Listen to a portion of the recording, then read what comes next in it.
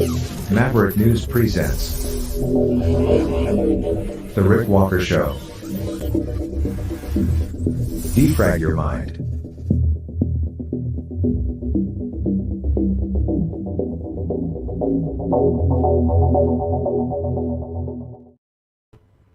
Good evening, everyone.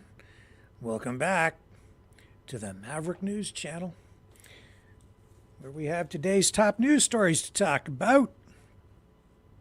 Oh, it's International Women's Day. So happy International Women's Day to all the international women out there. And domestic women, too. Might as well include them. That's about as far as I want to go with that. Or I might get myself into a heap of trouble. Lord knows, you start talking about women and you're a man, you're bound to get yourself into a little bit of hot water eventually. Learned that a long time ago. Just nod, smile, and agree. Oh boy. We do have some serious news to talk about tonight, though. We'll bring you up to date on what's going on with the investigation into the, they're calling it a mass killing in Ottawa, the nation's capital, Canada. Canada restoring funding to UNRWA, the UN body that provides assistance to Palestinians, even though there have been concerns that much of that funding has been finding its way to Hamas. And terrorism warnings in Moscow. And there are reports that Russian authorities actually did foil some sort of a terror plot, but also weird, sort of unusual, strange warnings coming from Western embassies about something that seemed similar but may not have actually been related. It's confusing. We'll try to make sense of it later in the broadcast. I'm not sure that we will make real sense of it, but I'll share with you what I know. Oh, damage by an activist at an art gallery. Again, we'll show you that. What else do we have? Alternative points of view, or shall I say visions of what America ought to be, could be, where, or maybe more accurately, both where America should be going, and by extension, Western countries, and where America is today. Alternative States of the Union addresses. States of the Union? No, alternative State of the Union addresses. That's the plural. That's the plural. Right. Not States of the Union. State of the Union addresses.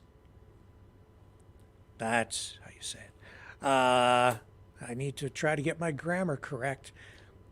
So we have all that and more coming up. Lots to share with you. Colonel McGregor, RFK Jr., Donald Trump, their response to Joe Biden's State of the Union address last night, plus what Joe Biden said when he thought nobody was listening.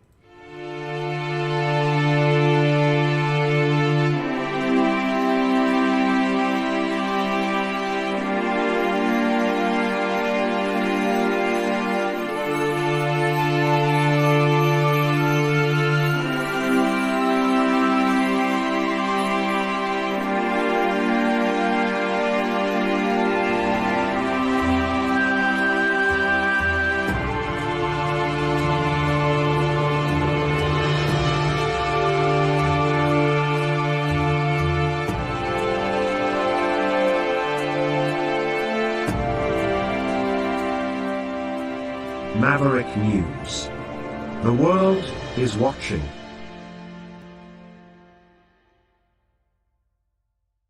The information war is raging.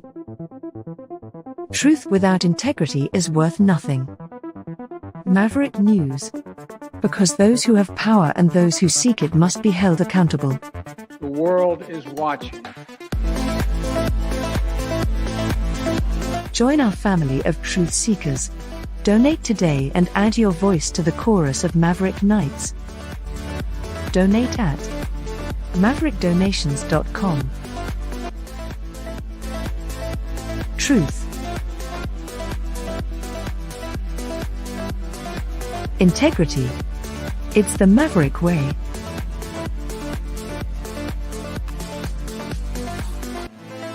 Maverick News. The world is watching.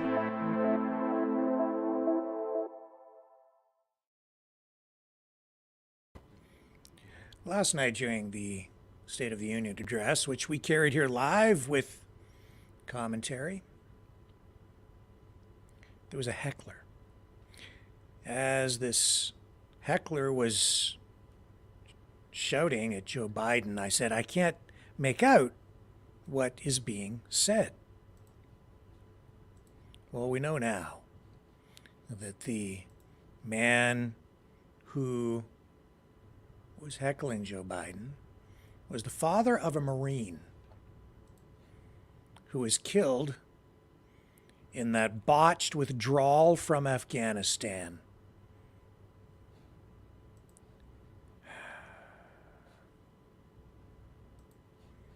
Now,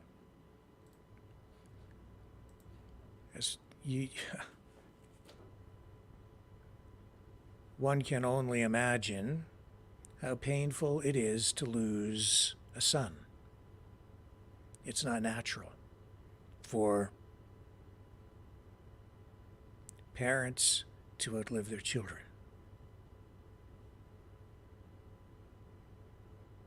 And so this father, last night, shouting at Joe Biden, was arrested.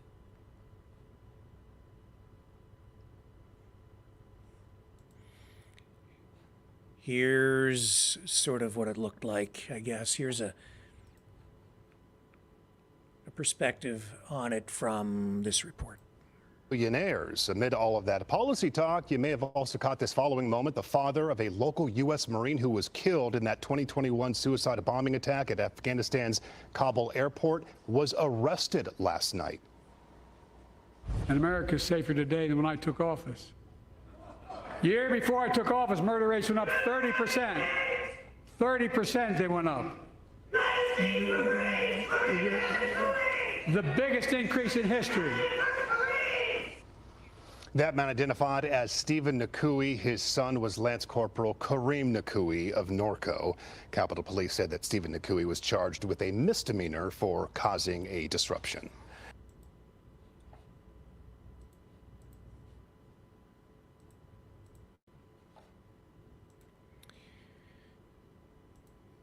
Your heart has to go out to him.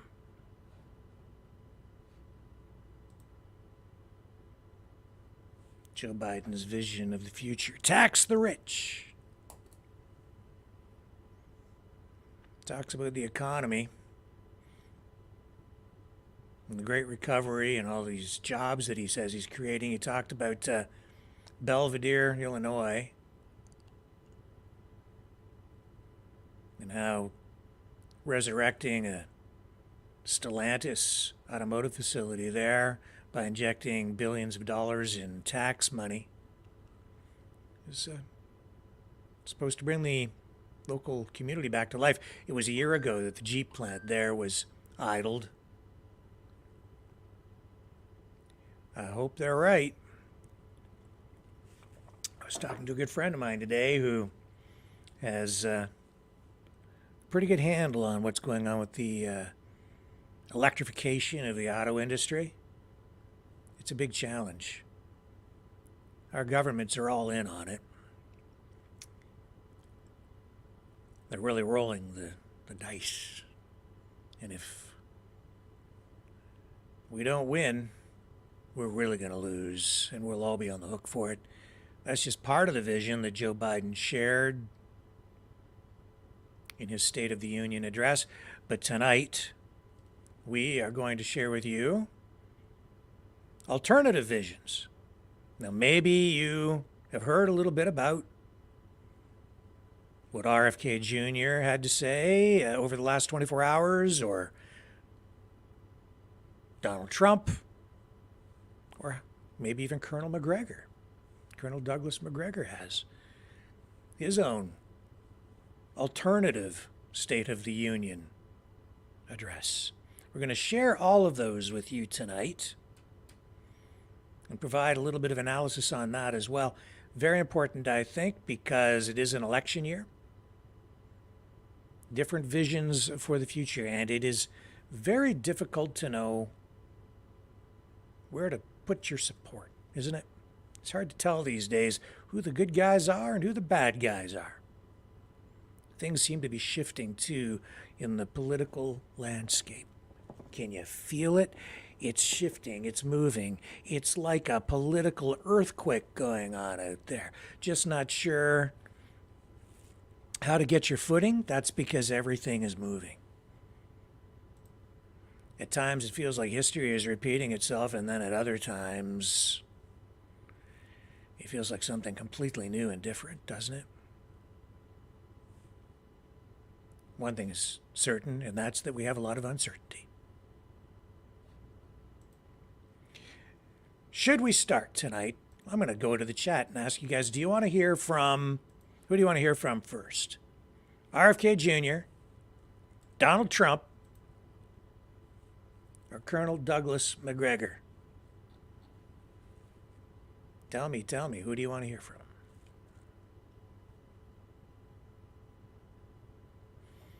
I'll go up here and check in the Rumble chat. You guys can help me out. We'll take this in the order in which you prefer.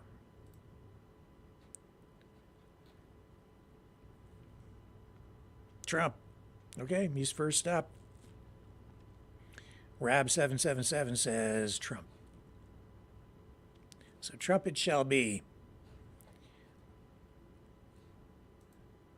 So this is Donald Trump's response to Joe Biden's State of the Union.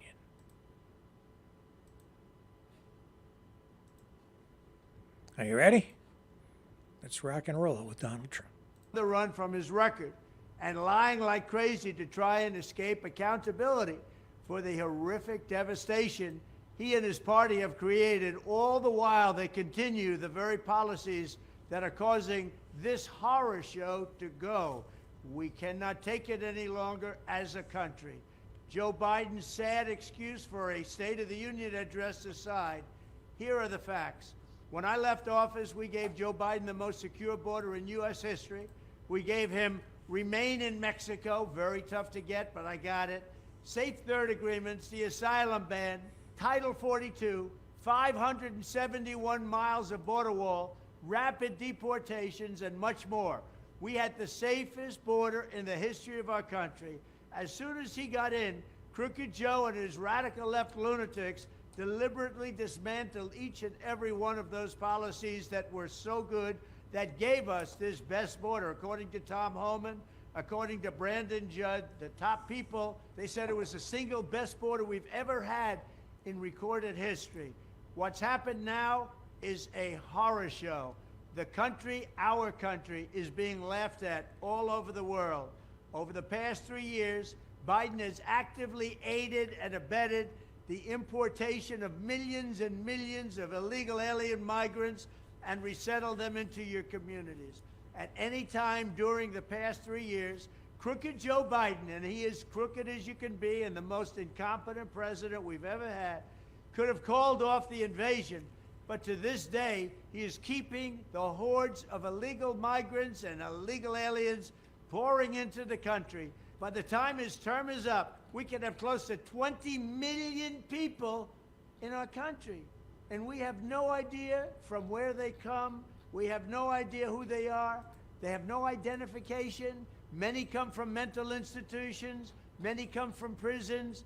They're terrorists. We have a calamity the likes of which we've never seen before. The very first bill Joe Biden sent to Congress was a plan to turn illegal aliens into voting citizens. That's just what we need. No matter what Crooked Joe says, his actions prove his priority is to import a colossal new illegal alien population and let them all stay. My priority is securing our border and sending Crooked Joe's illegals back home. Likewise, the sight of a feeble Joe Biden talking about shrinkflation, the term he uses, is one of the most ridiculous things this country has ever seen.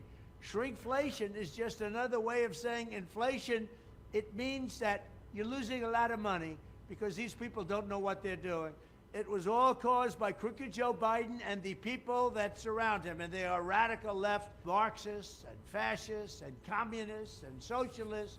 We have people running our country, the likes of which we have never seen before. He and the communists and his party looted trillions of dollars from you and spent it on illegal aliens and the Green New Scam, triggering the highest inflation in many, many decades.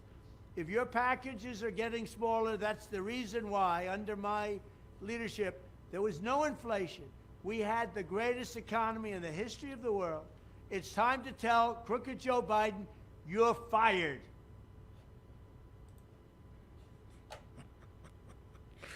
You're fired. So that's Trump's vision.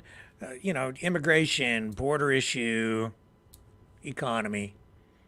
He pulls much higher on the economy than Biden does. So he's hitting there on all of the key points that really will benefit him most. And I don't know if he's going to have an opportunity to really score points in a debate with Biden. He was asked about that. Biden was. Let's see what his response is, shall we? Will Joe Biden commit to a debate with Donald Trump? Any takers? Anybody want to say one way or the other? Yay or nay? Is Joe Biden up for it, or is he a fraidy cat?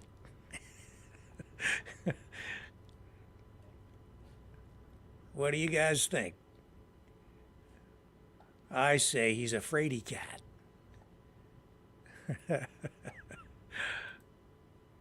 Just my view. All right, let's listen to the exchange here between Biden and this reporter.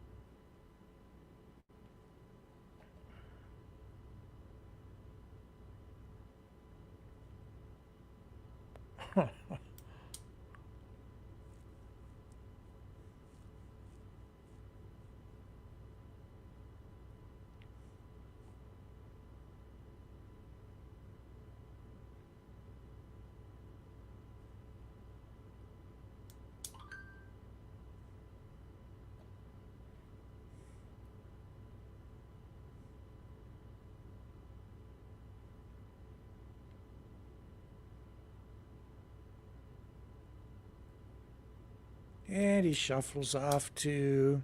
Oh, he was going to get up and go. He had his giddy up and go ready to go there, and they cut the video. He's not going to debate Trump. No darn way. He's not going to do it. I don't care if he's ahead of the polls or behind in the polls. Maybe if he's way behind in the polls. Maybe if he's trailing and he feels he needs to make up lost ground, he might, but... No video sound. Oh, there was no sound on that clip? Thank you for telling me, guys. I didn't know that. No audio. That happens from time to time recently. I don't know exactly why. It's like it's as though they're blocking it somehow. Isn't that interesting? Let me try this.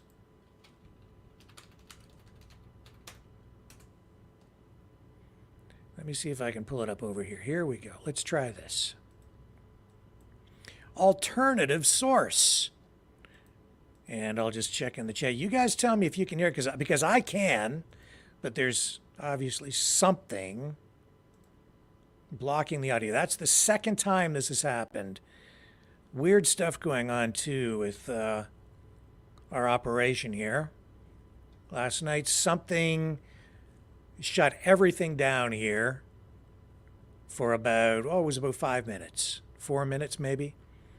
I had to reboot some stuff and get everything back online. Very, very strange. I don't really know what caused it, but everything froze up. The broadcast continued in the cloud, but all of our video connections, all the feeds were disconnected. And I had to reboot, reconnect, reconfigure, get back online. I did it as quickly as I could, but man, that was weird. Here's this. Can you guys hear this? To a debate with former President Trump? It depends on his behavior. Will you commit to a debate with former President Trump? It depends on his behavior. Will Did you commit get that? To a debate with former President Trump? Okay. Yeah. Weird, eh?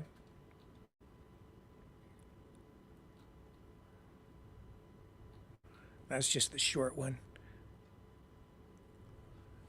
Yeah, and I think that, yeah, they must be, let's try this one. This will give you the longer version of the clip.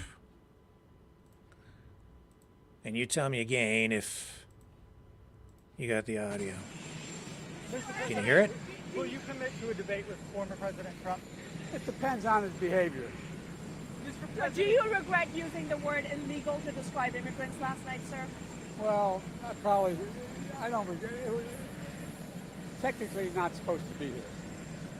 Why does Good. Mr. Netanyahu Audio's good. come to Jesus meeting? What are you hoping to achieve? I didn't say that in the speech. After the What about after the speech? You guys eavesdropping on things. But, does that show your level of frustration with him on humanitarian aid? Does he need to be doing more? Yes, he does. See Senator Britt's rebuttal, sir? I just saw a little bit on television. Thanks. Because she's a very talented woman, I didn't quite understand the connection she was making. Mr. President, do you still support banning TikTok? Would you sign that bill? If they pass it, I'll sign it. Mr. President, who is going to provide security for the port you're planning to build to offer aid to Gaza? The Is it Israelis. going to be the idea? Are you Thanks, concerned that everybody. Thanks, everyone. I gotta go. Thanks, everybody. that Trump's meeting with Viktor Orban and continues to do so? Well, I'm not. You should be. What's the latest on the ceasefire talks, Mr. President? And he's going to do his giddy up and go. Oh, but then they cut it off. So I see somebody in the chat there saying that that question about illegal immigration didn't make sense to somebody. But see, the reason the reporter asked the question is because these guys who are in favor of open borders, they refer to it as irregular, or they use other phrases. They don't use the word illegal, but in the speech last night, he used that word. And that's why the reporter asked him about that. Also, this was very interesting. You know, Biden, last night, when walking up to the podium or whatever, before or after anyway, he was caught on a hot mic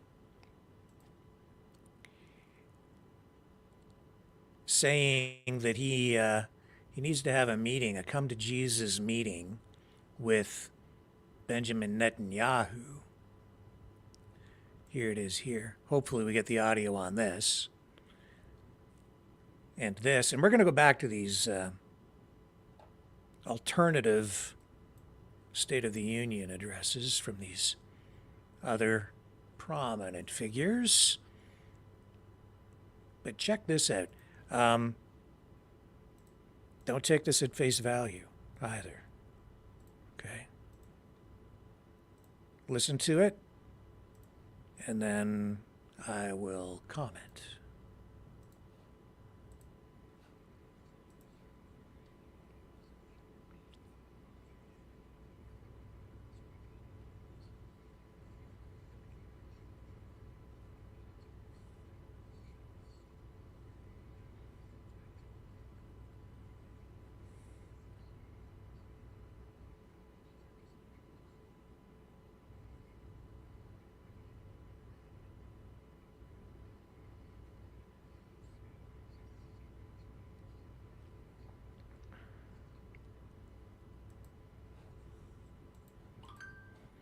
Okay, so did you guys see that? Was that up? No video sound again?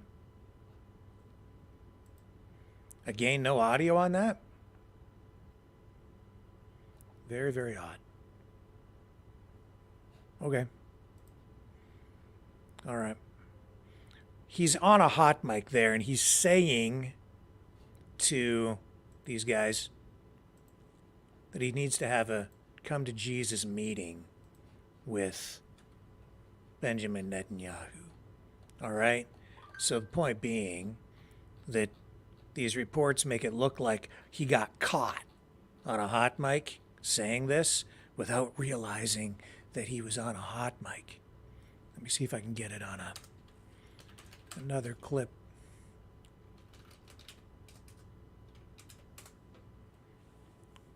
A different version so you can hear it. Looks like it's all coming from the same source. No, this one will be different. Okay. So let's bring it up over here. This should get you the audio. I'm really sorry about that, but now I know that anything coming from that source has got the audio blocked. So let's try this. You tell me again if you can hear the audio. Okay, help me, guys. Baby, don't repeat this. Baby, you know, come to Jesus. Sure, just. I'm not mic. Oh, good. That was good. I told him. Did you get that? In any event. Yeah, good. Okay. I told him, BB, and I don't repeat this, and don't repeat this, but you and I are going to have a come to Jesus meeting. See the text on the bottom there? That's what he said. I told him, BB, and don't repeat this, guys. It's just between you and I and the whole world. But you and I are going to have a come to Jesus meeting.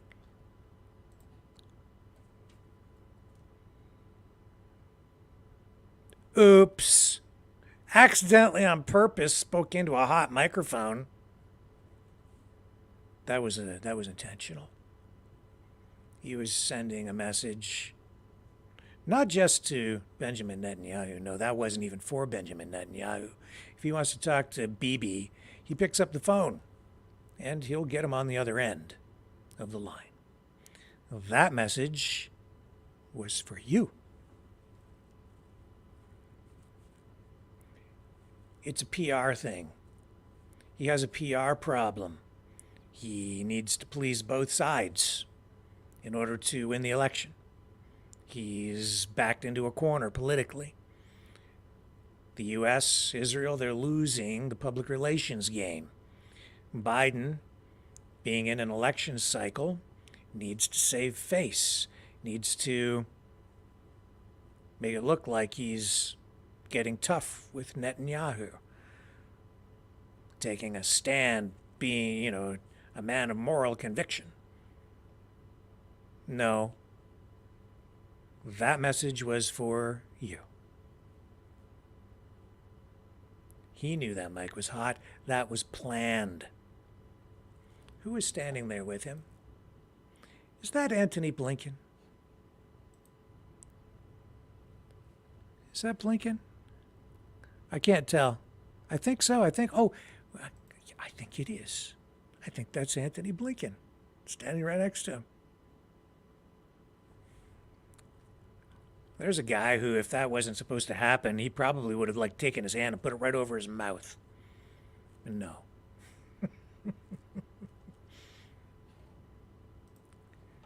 Yeah, that was political theater. Guaranteed. That's my analysis. So, there's a little behind the scenes stuff tonight. Inside analysis, yeah.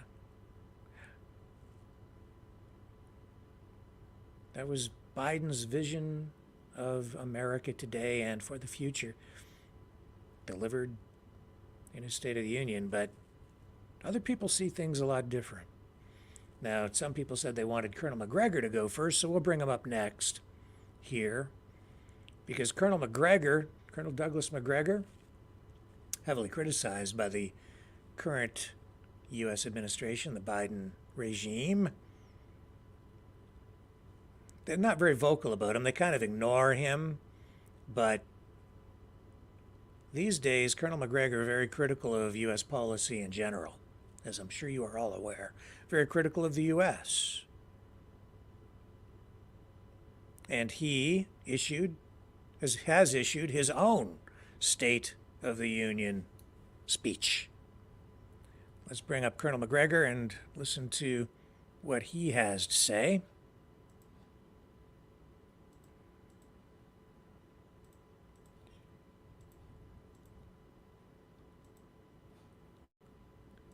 This is pretty interesting stuff. There's something about this video, though. I want you guys to look at it very closely and help me out here. I can't quite put my finger on it, but watch the video. Look for shifts in the video, almost like jumps.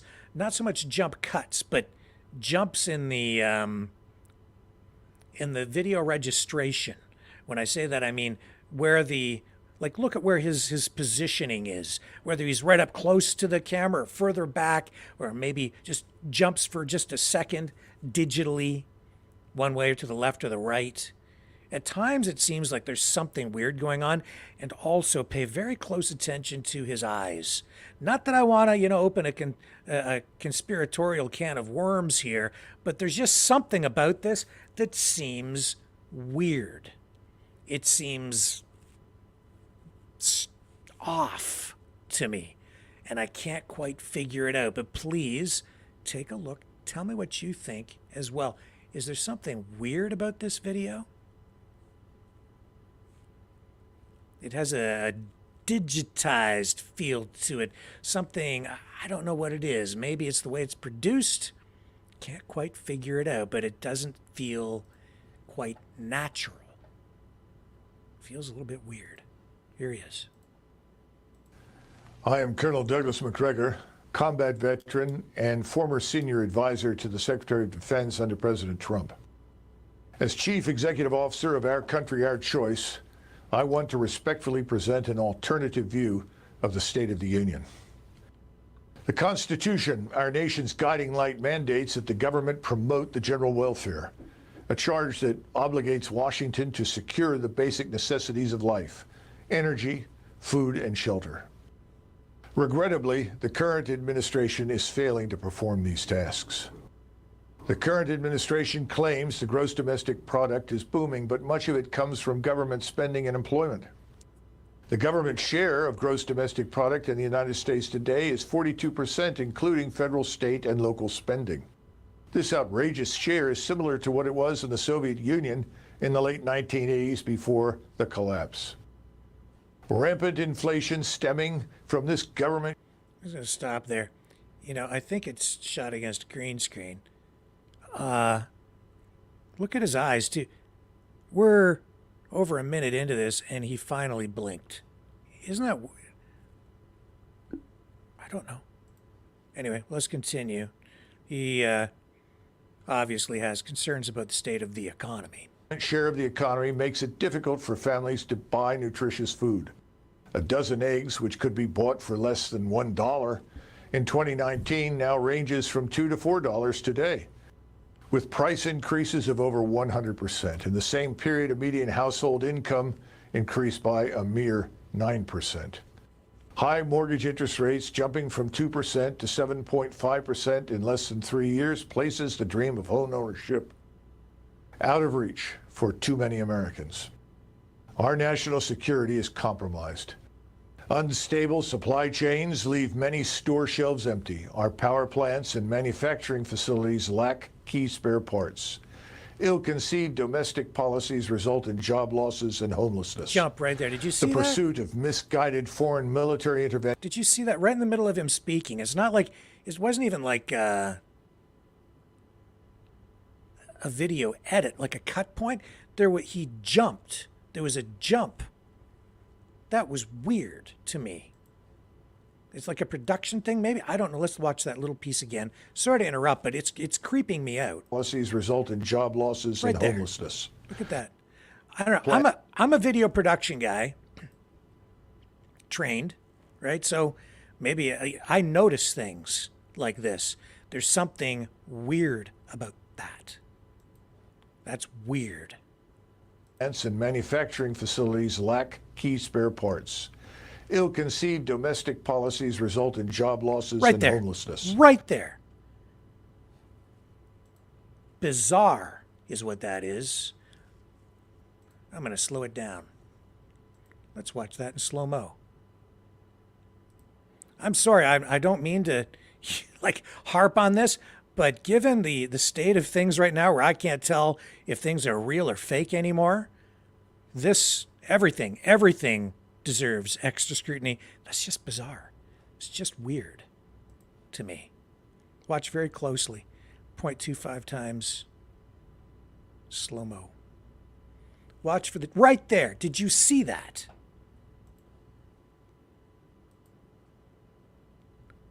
Bizarre is what that is. Right there. Bizarre. Nothing against Colonel McGregor. I'm just making note of the video. It's weird.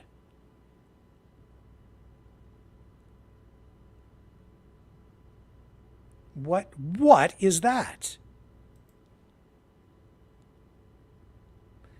Gonna look at that again. Compare that to what's going on in the background with the background image.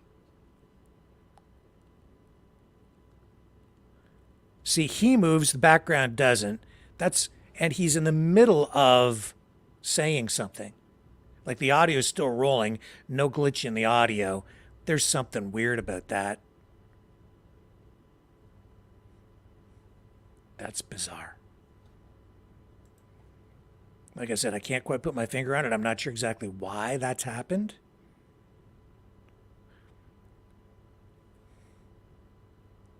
That's weird to me.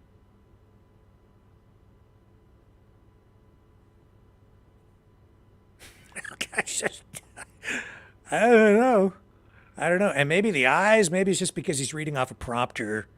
Can't quite put my finger on it. Definitely has to have had, they had to shoot, either this is completely digital, like completely fabricated, maybe AI or something, or it was shot against a green screen, but the background is inserted afterward. These are two separate images for sure. 100%. Guided foreign military interventions has not only drained our resources, but also imperiled our hard-won energy independence, subjecting Americans to rising fuel prices and foreign influence. Today, the government employs an estimated 2.87 million people. If we include federal contractors, this number balloons to between 12 and 25 million. Blinking. All of these events occur against the backdrop of a national sovereign debt that has skyrocketed to $34 trillion. Even worse, we are currently adding another $1 trillion to national debt roughly every 3 months. It is impossible to drain the swamp with unsound money and a colossal debt that we cannot sustain. Tragically, D.C. Beltway politicians are controlled by the so-called donor class. This form of corruption is enabled by a cancerous central banking system. With privileged access to capital, this ruling class orchestrates endless wars, enriching themselves and their cronies while sending our soldiers, sailors, airmen, and Marines to serve in foreign lands of marginal strategic interest to the United States. Meanwhile, open borders are allowing millions of illegals or migrants to flood into our country. This uncontrolled influx is straining our resources, overwhelming our communities, and destroying our prosperity. Reckless calls to defund and punish the police are crippling law enforcement. Officers are underfunded, undermanned, and unable to protect our citizens, making our cities unsafe for all, especially women, children, and the elderly. Open borders cannot be divorced from an explosion of criminality never before seen in the history of our country. The number of Americans dying from illegal drug or fentanyl overdose is over 100,000 each year, much of it trafficked through the wide open southern border. There are more than 26,000 homicides each year, according to the FBI crime statistics. This is likely an underaccount because in the last 2 years, more than 40% of police agencies did not report data because of a change in the system the FBI uses under political pressure. The number of missing children each year is estimated at over 800,000, which works out to be over 2,000 children every day. This alarming statistic is worsened by the overt sexualization of our children in public schools. Our children are our future. They should be protected, not exploited. Washington has also spent $14 trillion on various Middle East wars over the last 23 years in a series of self-defeating military interventions. More recently, Washington spent hundreds of billions of dollars on an unnecessary war with Russia, with little to show for. What the heck was that? Did you hear the voice? Did you hear that? Let's roll that back. That is weird. Why would that happen in the middle of the video? Bizarre. More recently, Washington spent hundreds of billions of dollars on an unnecessary war with Russia, with That's weird, Middle East wars over the last 23 years in a series of self-defeating military interventions. The lips match everything else. It sounds, I can tell you too, that the audio up to that point is definitely natural. That's a human being saying this. Not to say that it maybe couldn't have been adjusted somehow, but I can tell from listening to it, knowing what I know about audio production, that's real. For sure. Now, I can't say for sure whose voice it is. I'm assuming it's his. But that's real. But now, this part here, this is an overdub. And it doesn't match. More recently, Washington spent hundreds of billions of dollars on and it does not match the lips. Interventions.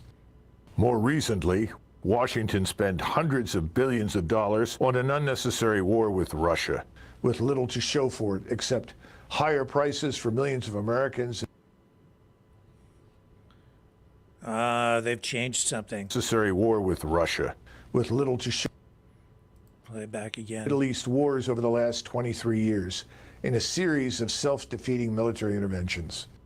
More recently, Washington spent hundreds of billions of dollars. He didn't say billions in the video, but he does on the audio. That's not what he said. Play it back slower.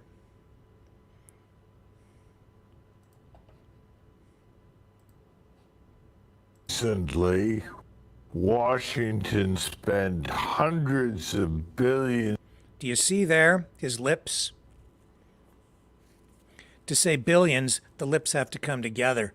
The word is billions. He says billions. His lips don't come together. He doesn't say billions in the video, but he does in the audio.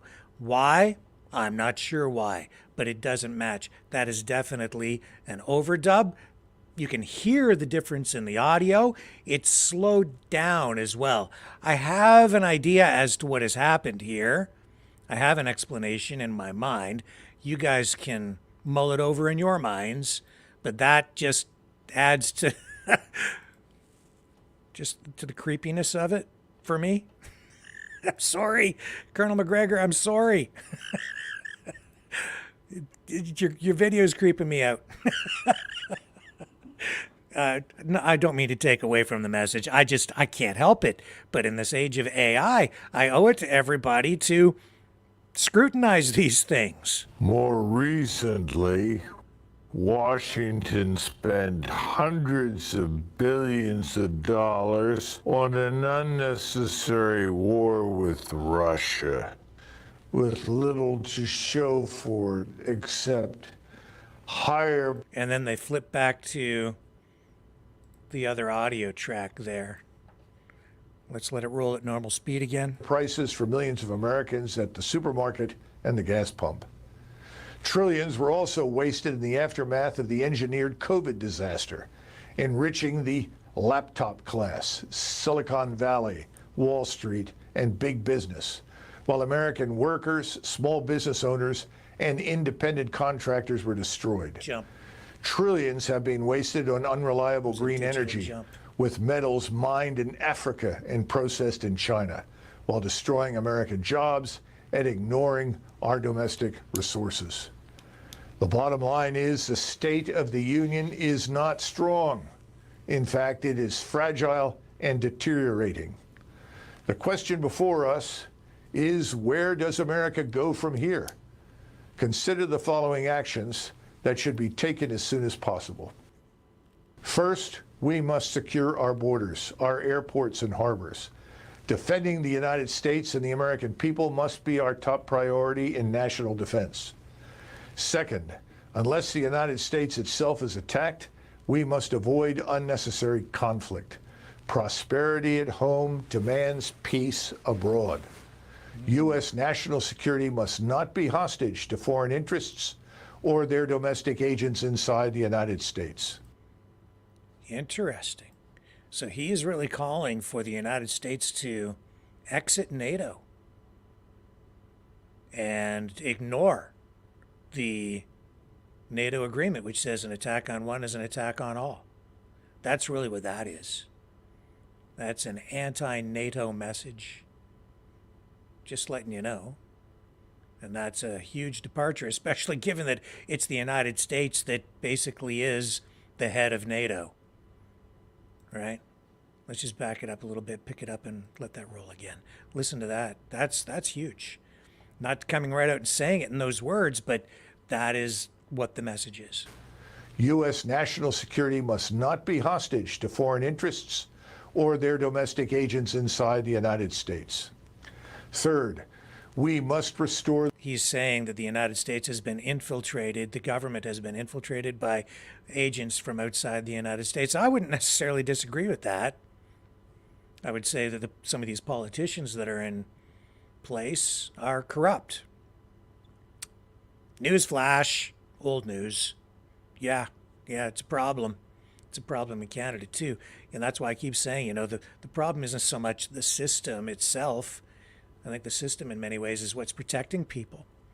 It's the corruption within, and that's why we need more transparency on financial matters. These politicians, even a lot of the bureaucrats, they should be subject to extreme transparency. We should know where every penny is coming and going, in and out of their bank accounts.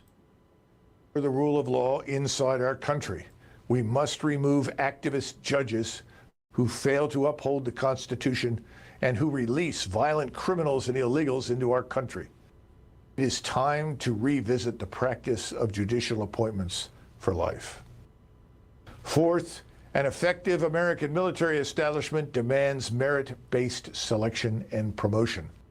Fundamental reform to reduce overhead and maximize fighting power is vital. Today, we have 43 4-stars for 1.1 million soldiers, sailors, airmen, and Marines. In 1943, when 12 million men were serving, we had only 7 4-stars. However, strengthening our nation's security and restoring the rule of law are only part of the equation.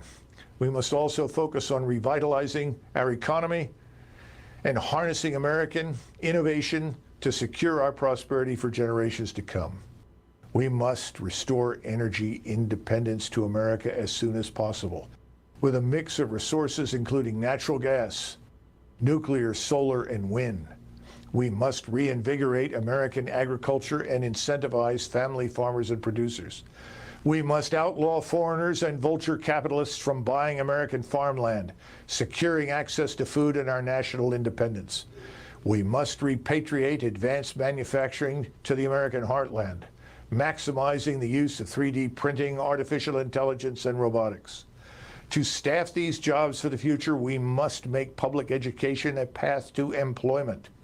American companies and individuals must be given one-time tax exemptions to bring trillions of dollars back to the United States. See how he moves? We must act swiftly to pair. Did you see that?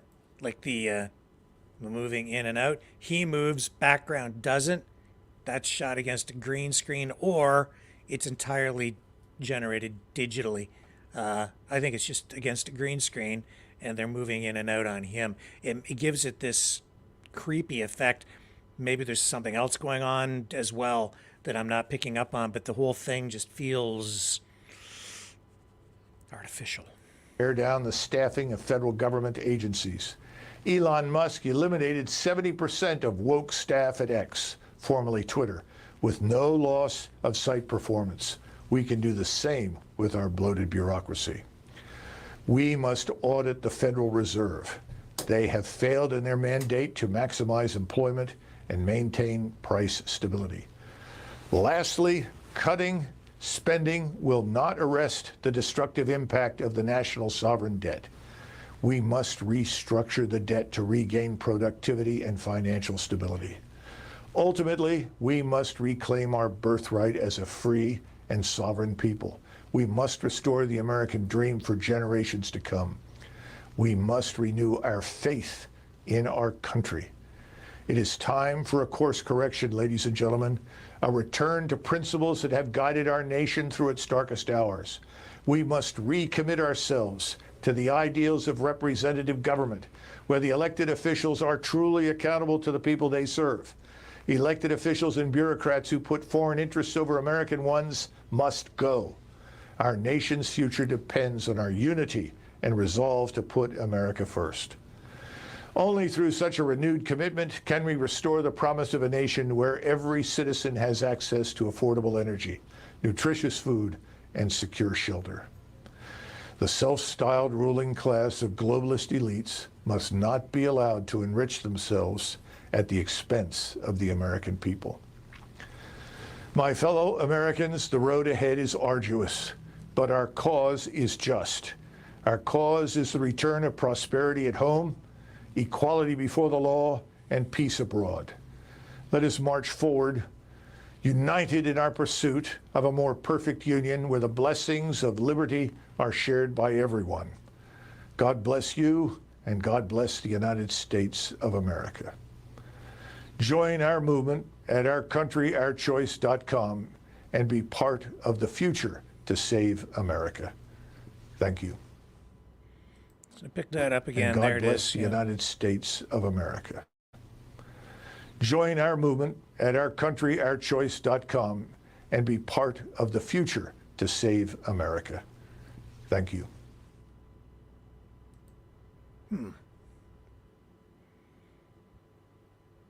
That's interesting. Let's go to the website and see what he... I've never been to that website. Let's check it out.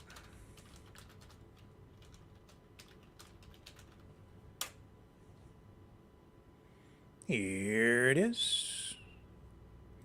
Let's take a look. What's this all about? Is anyone out there familiar with this movement? Do you guys know anything about it? Let's check up here in the chat. Anybody know anything about this? I really was not aware of it until just now. I watched just a short portion of this video before coming on air here tonight. I didn't watch the whole thing, so I'm just really learning about it all firsthand now. Anybody know anything about this? Well, anyway, let's go and check it out. See what this website's about. Here it is. Okay, so there's CEO, so it's set up like a business or something. Political action group, maybe? Our country, our choice. What is it about? Defend the border, defend our elections, defend our children, defend, right? Defend from globalism, defend religious freedom, defend from endless wars, defend our right to bear arms. You can join the fight, you can sign up, you can volunteer. Here's the About Us page. The situation in the U.S. has been steadily deteriorating since January 2021, and our collective efforts so far have yielded no positive results. I'm RJ, a devoted Christian and father of 4 children. I own a small business and have a deep love for our country and its people. I invested my financial resources, time, and energy to support Trump in both 2015 and 2020. However, despite giving it my all in 2020, I've never experienced such profound disappointment in my life. I believe many of you may share sentiments. We cannot forget what they did with pandemic shutdowns and regulations. They will do it again unless we, the people, stop them. As I witnessed America's trajectory under the Biden administration, it became increasingly chaotic and disheartening. I reached a breaking point, realizing the responsibility of reclaiming our country and defeating the deep state ultimately rests with us, the American people. No one else will step up. So I made a bold decision, risking everything I had, and founded Our Country, Our Choice. Maybe we get this guy on here and talk about this. So it's more than just a people's movement, it's a media platform. Yeah, so it's a political activist thing. Over 10 million like-minded Americans create the most extensive group of American activists ever assembled. So they're encouraging activism. They want to inform Americans about the importance of choosing decision makers who will put an end to the intentional sabotage of our beloved nation and start serving us, the American people. So they have McGregor as the CEO. So that means it's basically a corporation that's been set up. Says he is a true leader, cannot be swayed by monetary bribes. We have an unwavering commitment to what is right, a compassionate heart, and unshakable determination. Yeah, they want your money, of course.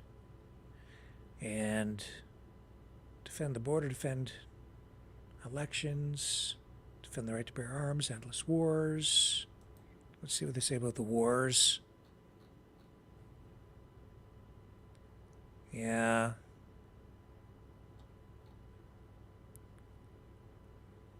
Interesting. I wasn't aware of this website or this organization until tonight. I mean, I followed Douglas McGregor, but was not aware of this. What do they have here? Republicans presented a new voting legislation. So Christians under attack worldwide. These are headlines from their news page. Terrorists at the gates, open border, leaves USA vulnerable to terror, surrendering our sense of humanity. A brief chronology of, yeah, okay. What about the videos? What do they have for videos? Yeah, a lot with Colonel McGregor on here. A lot of McGregor content.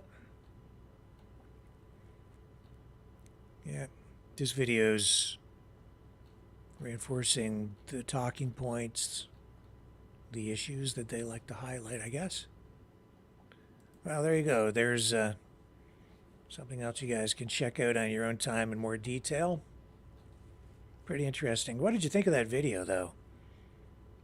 There's something going on with the production that just gives it a digitized feel for sure something a little bit weird. And that little section of audio was definitely overdubbed. I don't know why. But yeah, definitely not just a free-flowing, unedited piece of video. Some different things going on with that. I have my own view on what that overdub was likely about. But you guys can assess for yourselves on that, because I can't say for sure one way or another what it might have been, but definitely altered. Yes. Let's take a quick break. We'll come back on the other side of this, and we'll get into Robert F. Kennedy Jr.'s alternative vision of America.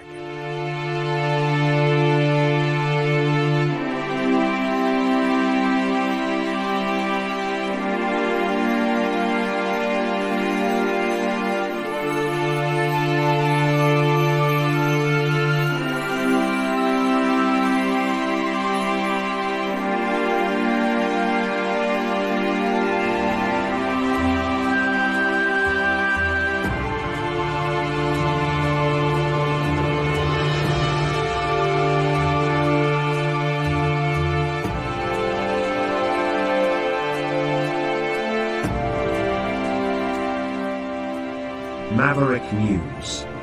The world is watching.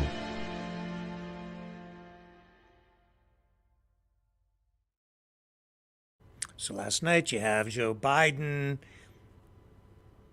trying to deliver, I think, some sort of inspiration, but he was really shouting a lot through the speech when he wasn't stumbling. And we identified 6 points at which last night he fumbled his speech, maybe 7, 6.5, depends on what you consider a fumble, 5 for sure.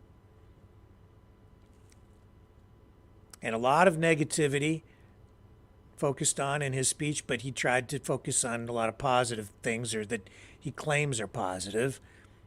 Then we have Trump criticizing him, also criticizing him for being late. I also know that the reason he was late last night is his motorcade was delayed on the way to the speech by a bunch of pro-Palestinian protesters. So that happened. I was wondering why they were so late starting the speech. That's why. And then we just heard from Colonel McGregor, who I would say gave a lot of negative talking points. I mean, I think a lot of people like to hear that negativity. It does get people engaged. It motivates people, I guess, to get involved or to respond in some way. Negative energy like that is what really gets people wound up.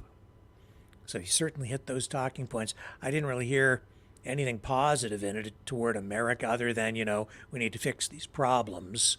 So he has a vision for a brighter America if you deal with all these problems, I guess. Not a lot of specifics on how that might be done, but I don't think he's actually running for office himself anyway, so I guess it's not really up to him to come up with all those solutions, but he certainly identified the problems. Well, Robert F. Kennedy Jr. is running for office as an independent, wants to be the president, as I'm sure you're aware, and he also has released his own State of the Union address.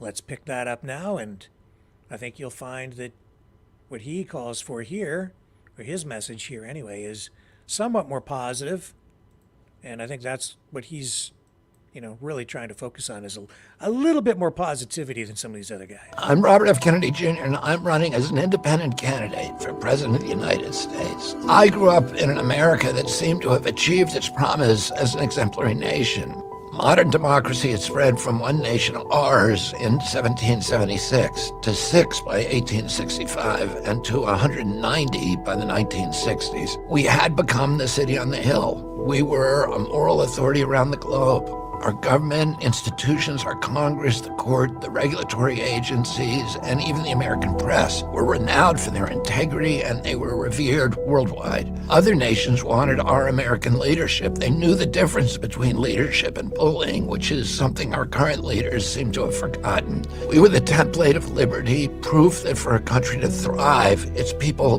must be free. Free to speak, free to worship, free to build great companies, free to start small businesses. We were the freest country in the world, and by no coincidence, also the most prosperous. Working Americans could provide for their families on a single salary. They could buy a home, raise a family, save for retirement without mountains of debt. We made the best music, we made the best movies, we made gold standard automobiles that everybody in the world wanted. We made blue jeans, we reconstructed Europe, we put men on the moon.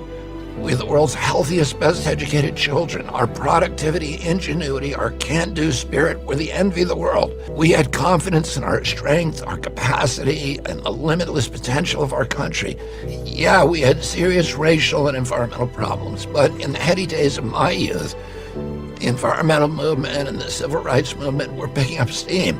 My father and some of his allies were fighting to eliminate the last pockets of hunger in Appalachia, in the Mississippi Delta, and on the Indian reservations. And we became for the first time a true constitutional democracy in this country, with all races voting and holding political office.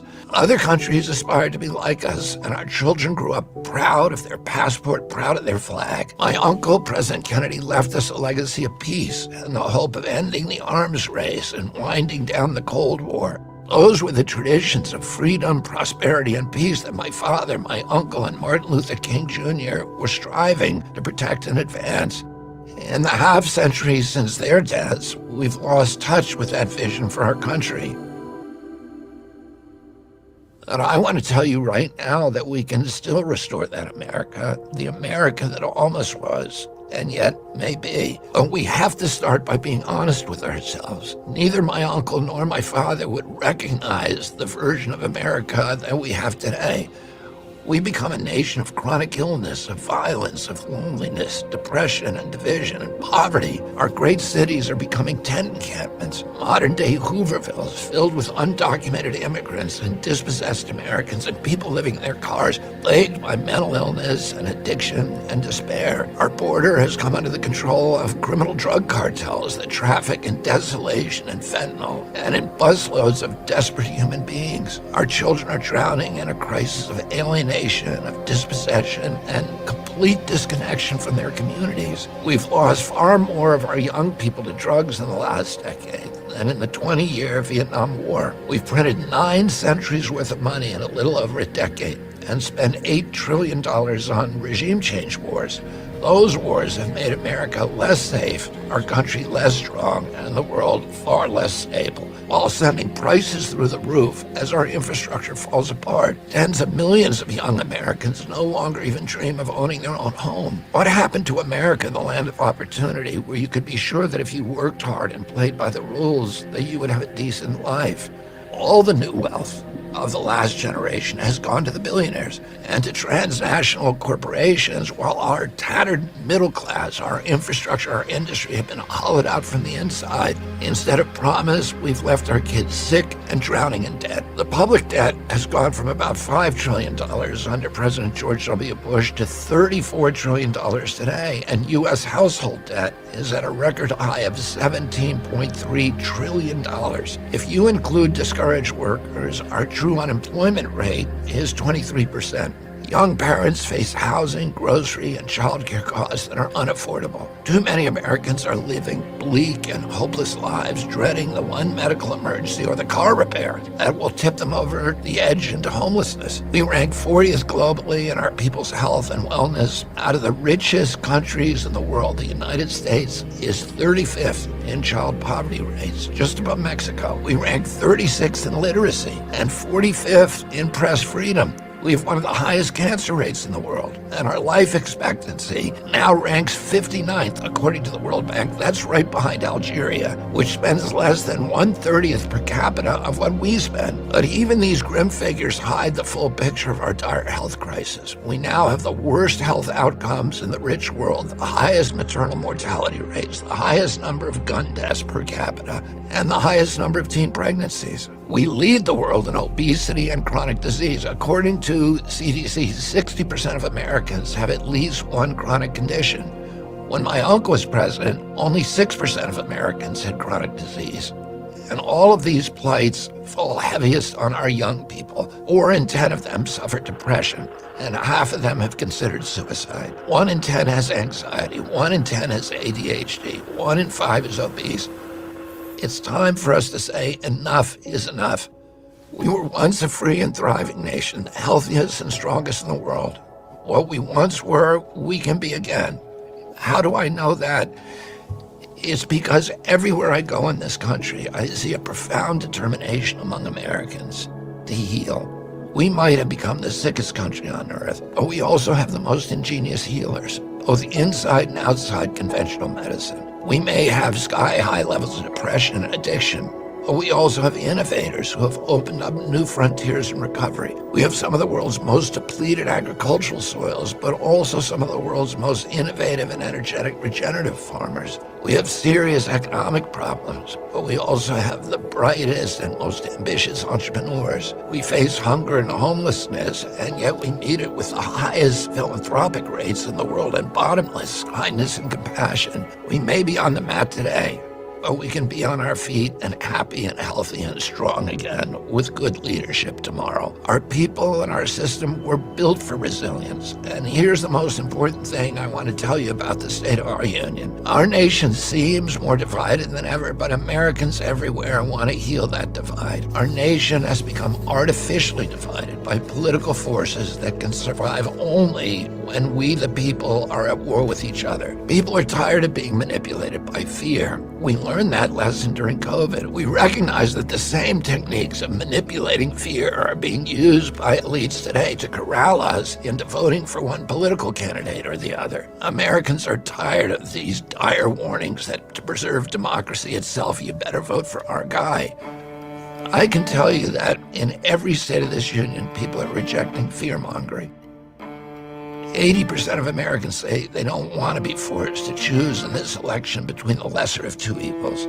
They're tired of voting against something or someone.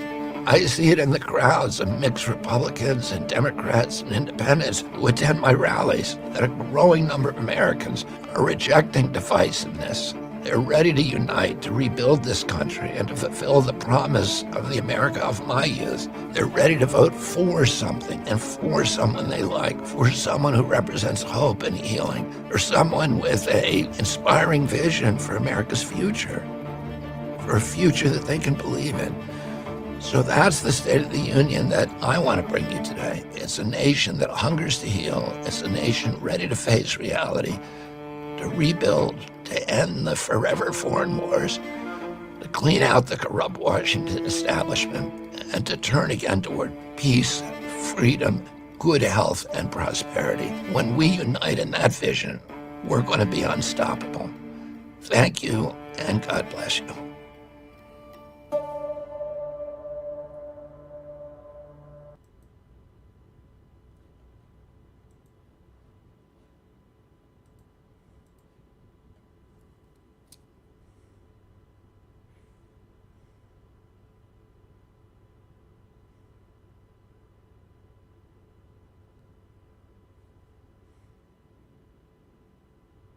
I missed the before times.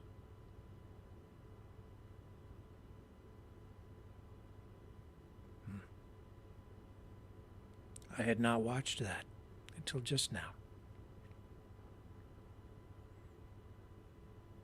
I've been saying some of that stuff for the past 2 years.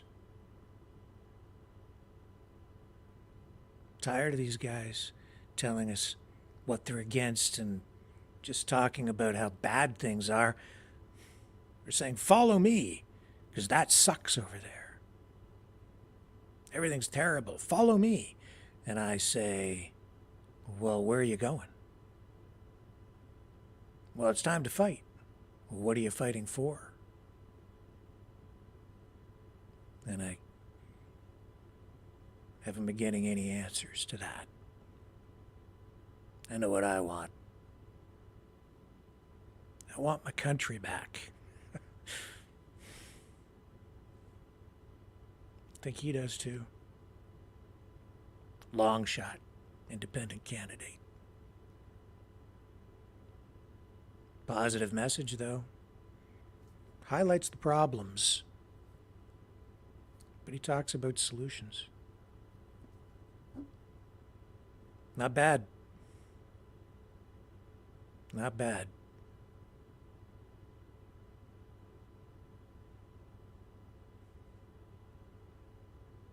I'm tired of the division too. But it just seems to get deeper, and even as some people align themselves with some other groups, it's just a bigger group against other groups. I see so much hatred and anger out there today. I hear people speaking with language that I never thought I would ever hear come out of their mouths. People I thought I knew, I don't even recognize. And I've seen a big change even just in the last 2 or 3 months in a lot of people. A lot of anger, a lot of fear. A lot. Don't need to be afraid.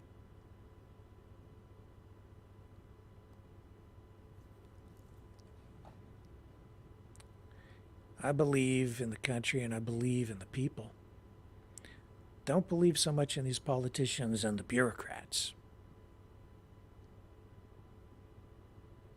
But, and I believe that we can fix all of this. I really do. Just need the proper vision, leadership, get the rudder in the right direction so that we can sail off into the future, a future that's brighter. Get it back on track. We can do it. I'm not endorsing any candidates. I don't mean to sit here tonight and criticize this or that. I'm just giving you an honest assessment of what I'm seeing on the screen, just like you guys are doing that for yourselves at home or wherever you may be watching this presentation tonight. What I saw coming from Joe Biden last night, though, wasn't very inspiring to me,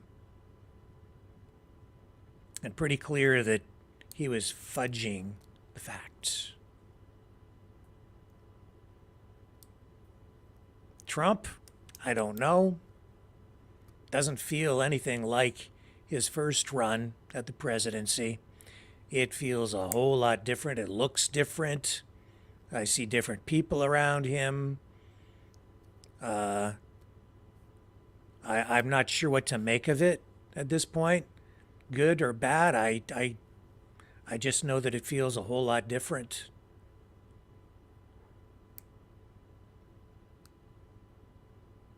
There was real energy, and a lot of, it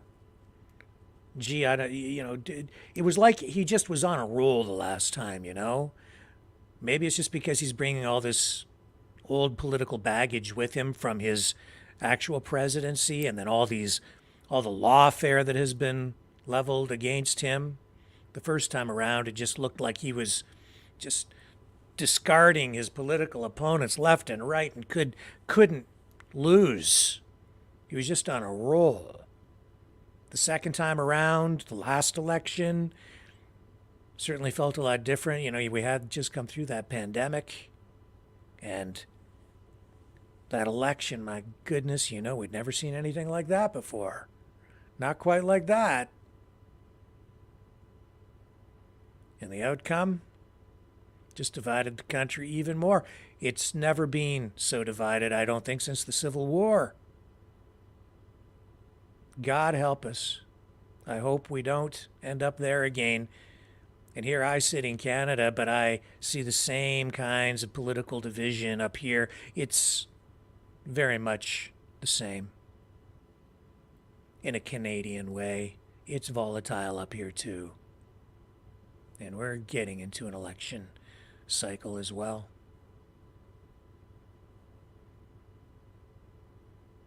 But I did like the tone in that RFK Jr. video. His vision of America. Not just for today, but for tomorrow. Yeah. I want my kids to be able to buy a house. I want my kids to have the future. I want my grandkids, if I ever have any, to have a bright future too. And my great-grandkids and future generations. I don't see any reason why we can't have that. I sure as heck don't want to have any kind of internal violence in the country of any kind. Not needed to affect change, in my opinion. And I want to take what we had, restore it, and improve upon it. And take steps to make sure that it can't be undermined in the way that it has been over the past, 4 years or so now? Maybe longer, really. And restore pride in the country in a positive way for everyone. And I'm tired of the racial divisions too. That stuff, that'll kill the country faster than anything. Especially given that we are such a multicultural country and have been for so long. We have to live together, get along. We can't let this kind of anger, hatred for other groups, we can't give in to that. That only leads to really, really dark places. I won't go there. We need positivity. We need a bright vision. We need a leader. We need leaders who say, yes, we can. We need policies grounded in reality. We need people in places to lead who do not lead by intimidation, not through fear.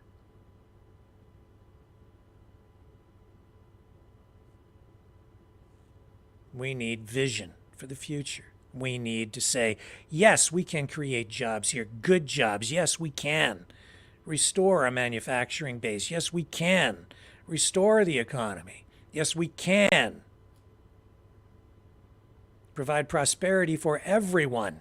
Yes, we can unleash the energy in this country. Not just the physical energy, but the energy of the people. Yes, we can use our resources. Yes, we can lead the rest of the world by example, through positivity, through freedom. Real freedom. No, we don't need to outsource all our jobs. We can produce jobs at home, produce unparalleled levels of wealth and prosperity, and then use that to share with the rest of the world and raise all of humanity up, all around the world. Starts here, build prosperity here, set the example for the entire world. This is how you build a prosperous country that works for everyone. And then use that prosperity to help elevate lives globally by helping people achieve their visions, their unique visions in each of the countries around the world, every society. Help them if they need help. Give them a hand up. Why can't we do that? Because the people in charge want to suppress everything. They want less growth. They think that we are a burden, a parasite on the planet of some kind. That's not just, I don't want to get too negative about all of that, but it's just a totally different vision. They want us all to do less with less, and they want everybody dependent. They want you doped up and dumbed down. I want people's minds clear, and I want a vision of the future. I want prosperity. I want that light at the end of the tunnel. I want to head straight for that.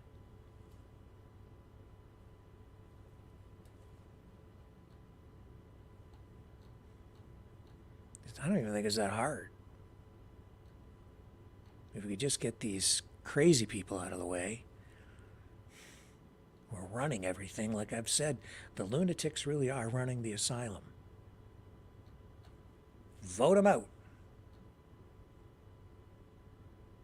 There's the alternative visions of America today and for tomorrow. Stick with me. We will move on to other stories of the day when we return. The New World Order. Government overreach. The Great Reset. Mainstream media lies. Now more than ever, independent voices are needed. Donate now at freedomreporters.com.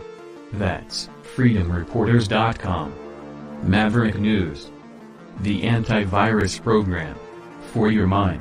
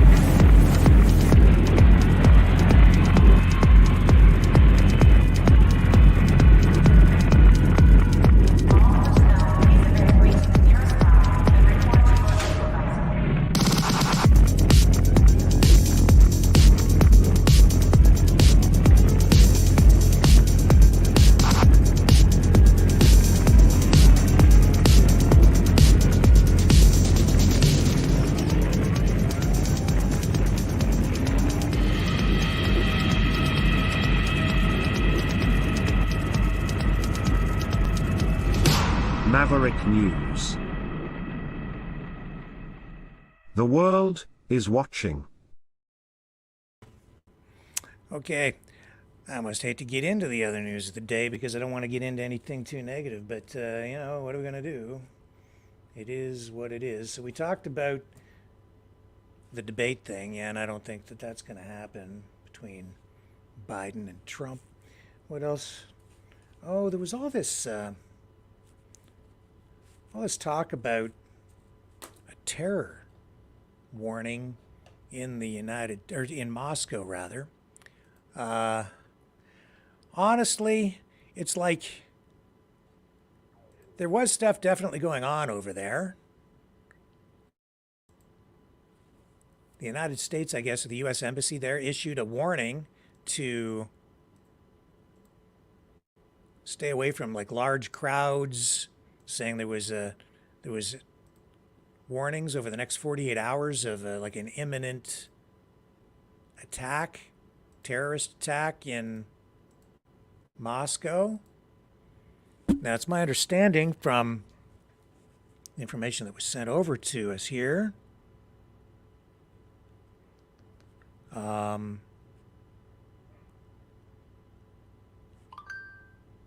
that the U.S. Embassy, the United States didn't actually share that information initially with the officials in Russia.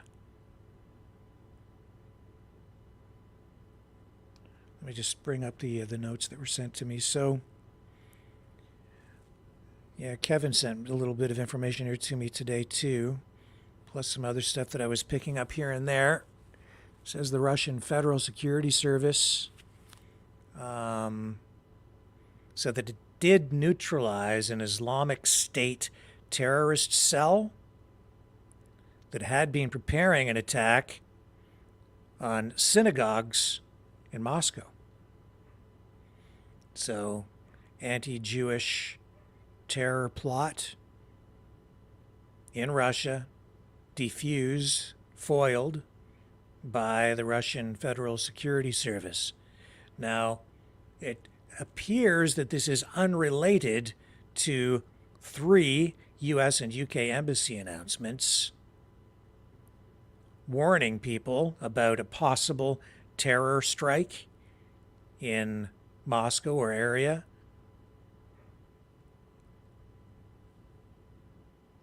So I think they're still looking into all of this. Now, I had some video queued up here. I have so many tabs open again tonight that I hope I can find it here quickly and easily for you.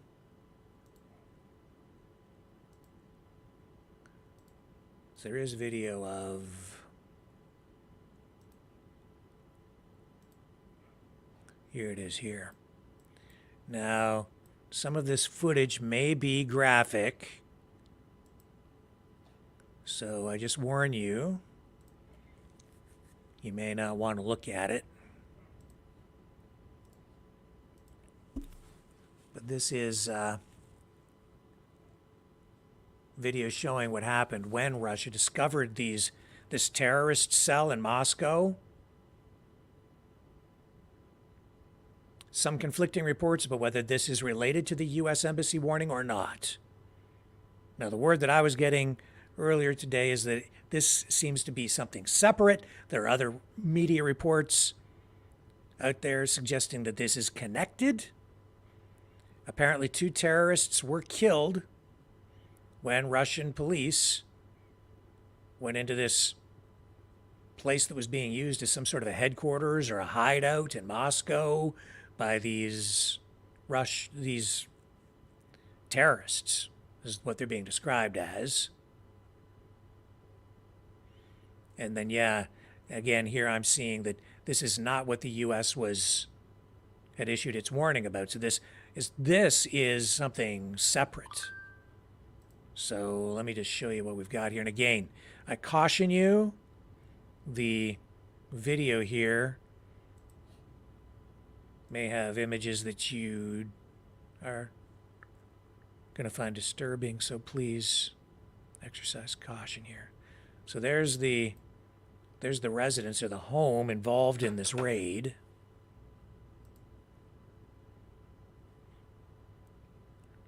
Russian police there. Digitized.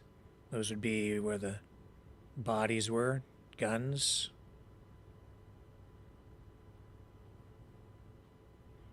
Everything blurred out inside.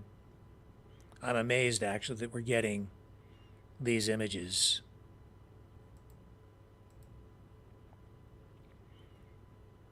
And, of course, you can't see exactly what is behind the digitized portions of the screen, but you can imagine.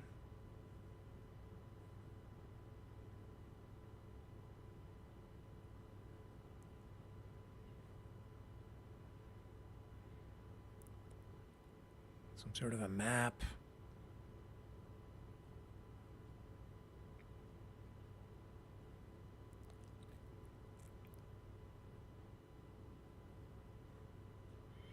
Going through the belongings, the evidence such that they found there.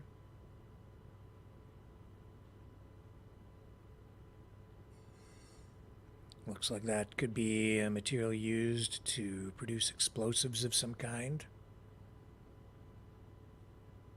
Potentially. Don't know. Not sure what that is.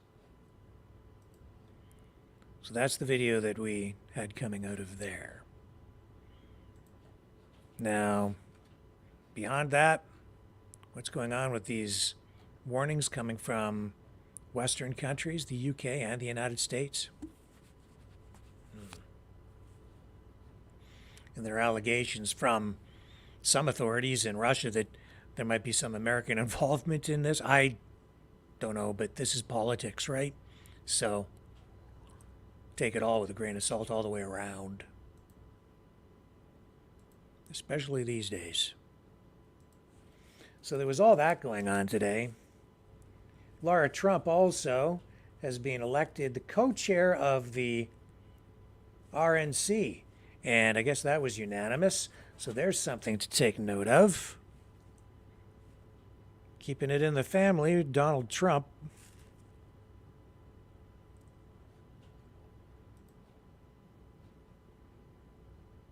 So,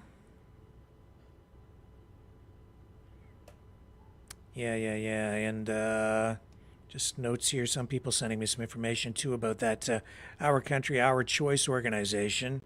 Looks like it has some foundation in Christianity.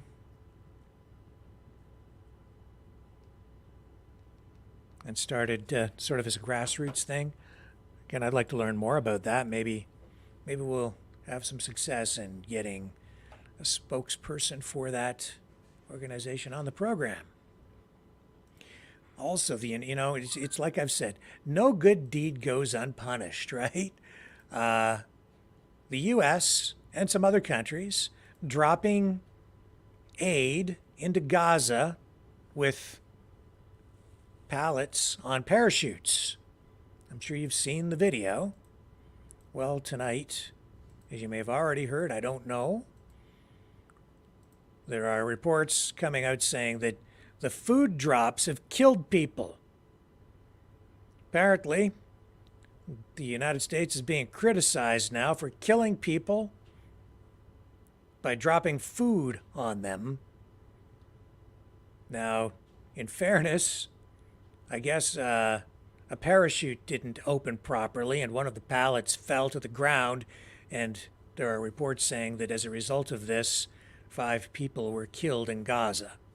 So the United States being severely criticized internationally tonight. It's like, I don't know, these days the U.S. just can't seem to win. It's true. This is what they're saying. So there's what the food drops look like.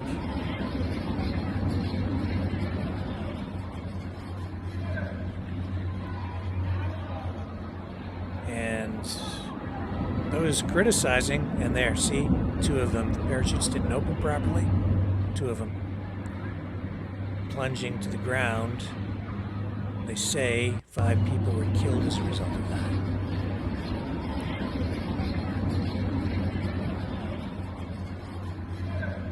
Biden saying in the State of the Union last night that they're going to open a port. See there again? Same video. 2 of these things falling to the ground.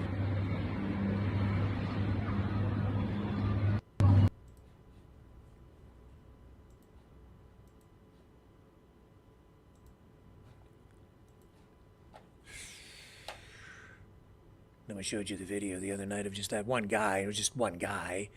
I don't know what other people are doing, but he made a video, and he's obviously Palestinian in Gaza, had a packet, which was one of the food packets that is contained on those pallets, and made a video. If it came from America, he didn't want it, so he took it and threw it in a dumpster. Even as people were starving, he wouldn't accept the aid from the U.S. He'd rather starve. Didn't look like he was starving, frankly. Didn't look like he was starving. My guess is if he was starving, he might have eaten it. But no, he threw it in a dumpster. I know. People are emotional. Sad.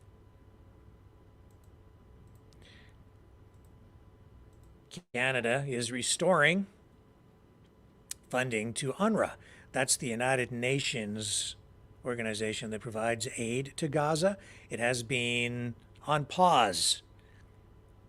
Canada paused the aid because of reports that, one, a lot of the money that was flowing into Palestine or to Gaza was actually flowing to Hamas, and that some of the people involved in the October 7th attack on Israel were actually with UNRWA. Well, today, now, the federal government in Canada has decided to resume support for UNRWA. Let's pick up the news conference where Canada makes this announcement. Inuit people who call this part of Canada home. In January, Canada announced a temporary pause on future funding to UNRWA. This difficult but necessary decision was taken alongside many donor countries following disturbing allegations that some of UNRWA employees participated in the horrific October 7th terrorist attacks against Israel. Today, I'm announcing that Canada's funding for UNRWA will resume. Aujourd'hui, j'annonce la reprise du financement pour les réfugiés de Palestine. Is controversial. Last night, we told you to... The decision is in recognition of the serious and significant processes that the United Nations has undertaken to address the issues in UNRWA, and the recognition of the critical role that UNRWA plays in providing much-needed support to over 2 million Palestinians in Gaza, as well as the broader region, millions more in the broader region. Cette décision est prise en reconnaissance des processus sérieux et significatifs qui sont en cours pour adresser les problèmes de la réalité du rôle essentiel que joue UNRWA, showing fractures within the Liberal Party itself. Marco Mendicino being one of them. Aide vitale et plus des opérations cruciales qu'il mène ailleurs dans la région. Let me emphasize our position. There must be zero tolerance for terror-related activities within the United Nations, including in UNRWA. Canada has reviewed the interim report of the investigation conducted by the United Nations, and we're closely following this investigation as well as the conclusion of the broader independent review being conducted by former French Foreign Minister Colonna. I was in Rafah just 2 weeks ago, Rafah, Egypt, where I met courageous Canadian humanitarian workers who are doing everything that they can to save lives in Gaza. I saw hundreds of trucks filled with life-saving supplies stuck at the border, waiting to enter. And some of these trucks had been stationed at the border for over 2 weeks. Today, I'm also announcing that Canada is partnering with Jordan and the World Food Programme to conduct airdrops in Gaza to deliver essential food, clothing, and blankets to those who desperately need it. Aujourd'hui, j'annonce que le Canada fait équipe avec la Jordanie et le Programme alimentaire mondial pour effectuer des largages aériens à Gaza afin de livrer des articles essentiels dont les civils palestiniens ont désespérément besoin. Canada is offering financial support to the Jordan Hashemite Charity Organization, enabling the procurement of food, blankets, and winter clothing.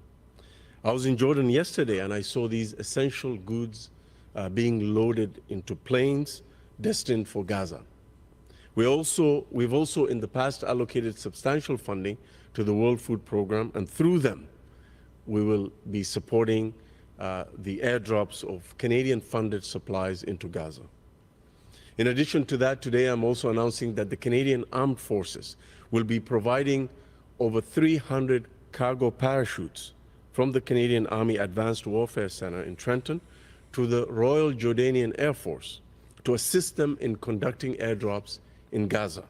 These 300 parachutes from Canada will enable the delivery and the airdropping of 75 tons of food, medicine, clothing, and hygiene products into much-needed Gazans, into the hands of much-needed Palestinian civilians.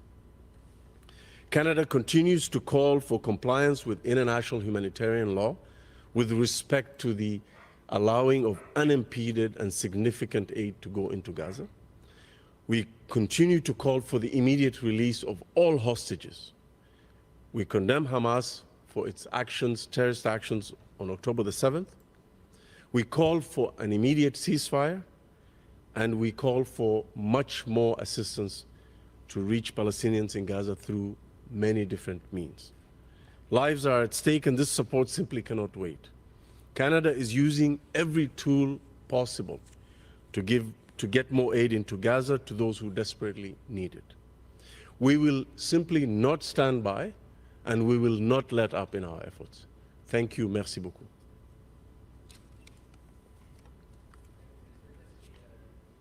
Well, let's stick with it. They'll take some questions here. We'll stick with it for a minute or two longer. No questions? No questions? Adrian Gobriel, CTV National News. Minister, what specifically did your government see in the UN's interim report that made you comfortable enough to resume funding for UNRWA? Well, from the very beginning of our humanitarian response to the crisis in Gaza, we've been informed by a focus on the lives and the condition of civilians, both Palestinians and Israelis. We've been reassured by the contents of this interim report, but in addition to that, we've been reassured by the number of processes and steps that UNRWA itself has undertaken, as well as reforms introduced through the leadership of the UN Secretary General. And also, we are resuming funding to UNRWA because of the dire humanitarian situation on the ground. UNRWA forms the backbone of the humanitarian response in Gaza and in the region. Of course, there's many other international trusted partners that we work with, but they also have to work at times with UNRWA because of its networks, because of its presence and its history on the ground. So we are resuming our relationship and funding and unpausing our funding to UNRWA because of the recognition of the contents of the report, the steps that have been undertaken by UNRWA, some completed, some in process, the steps that have been taken by the UN, and a recognition of the dire need on the ground and the role that UNRWA plays in meeting the needs of those desperate civilians on the ground. From that interim report, do you see any evidence that members of UNRWA took part in the October 7th terrorist attack? I will urge you to contact the UN itself to provide the report to you. What I can say is that we've reviewed the interim report into the investigation into UNRWA and we're reassured by the contents of that report. But in addition to that, the decision we're making today, the announcement we're making today, is informed by the dire humanitarian situation on the ground and the need to do everything that we can to save lives. And that is why I'm also announcing our partnership with Jordan to drop food, medicine, and clothing into Gaza, our partnership with using the World Food Program, but also providing much needed cargo parachutes from the Canadian Armed Forces that will enable the airdropping of 75 tons of much needed food, clothing, and medicines into Gaza. Question. On Saturday, protesters approached you, some might say accosted you, at an event where the PM had to cancel his appearance. Today, the media were given 1 hour notice for this press conference. Is your government concerned in trying to evade protesters at announcements like this one here today? From the very beginning, we've been informed by a focus on the need to protect civilians. That has been our main guiding principle in our response to the crisis in Gaza. And today's announcement is informed by the same preoccupation with protection of civilian lives. And I understand that there's a lot of passion and frustrations on either side of this issue. People have the right to absolutely protest and express themselves in a democratic society. But at the same time, since October 7th, we've seen a rise in anti-Semitism, a rise in Islamophobia. And we've condemned that, and our government takes those trends very, very seriously. And while we welcome and recognize the right of Canadians to protest and express themselves freely, we also, of course, condemn hatred and intolerance, as well as intimidation and violence.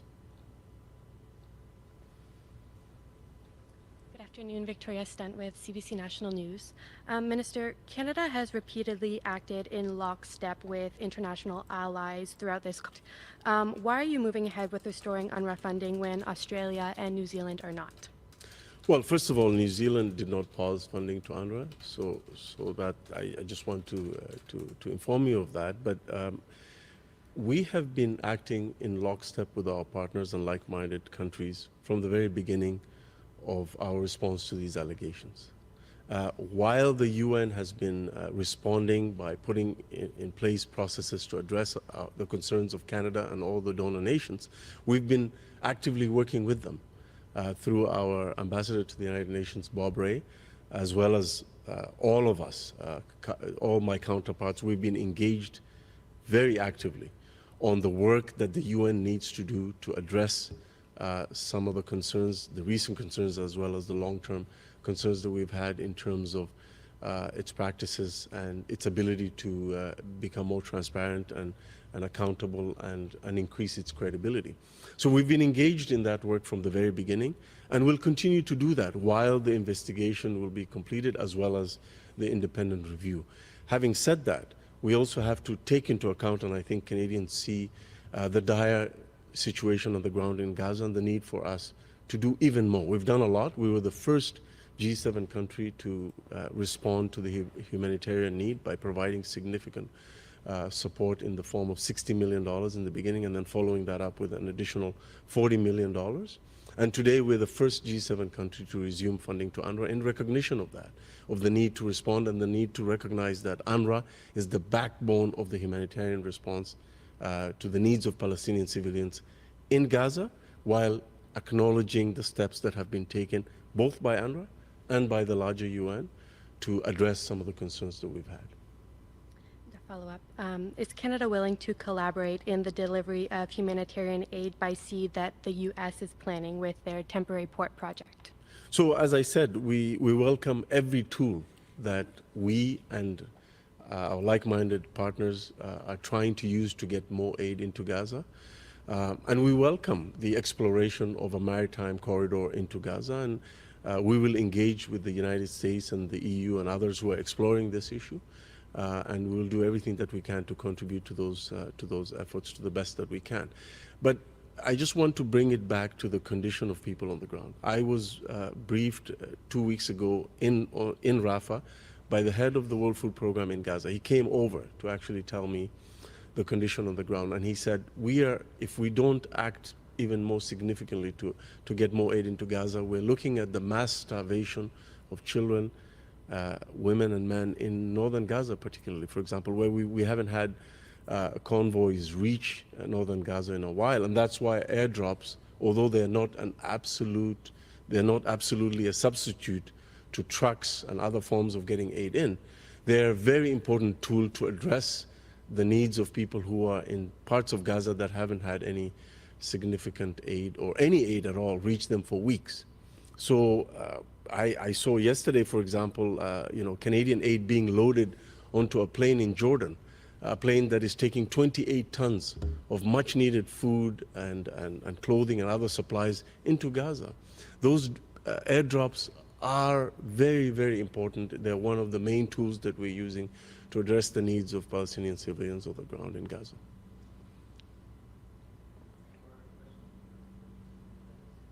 Just one follow-up. You mentioned your trips into Rafah.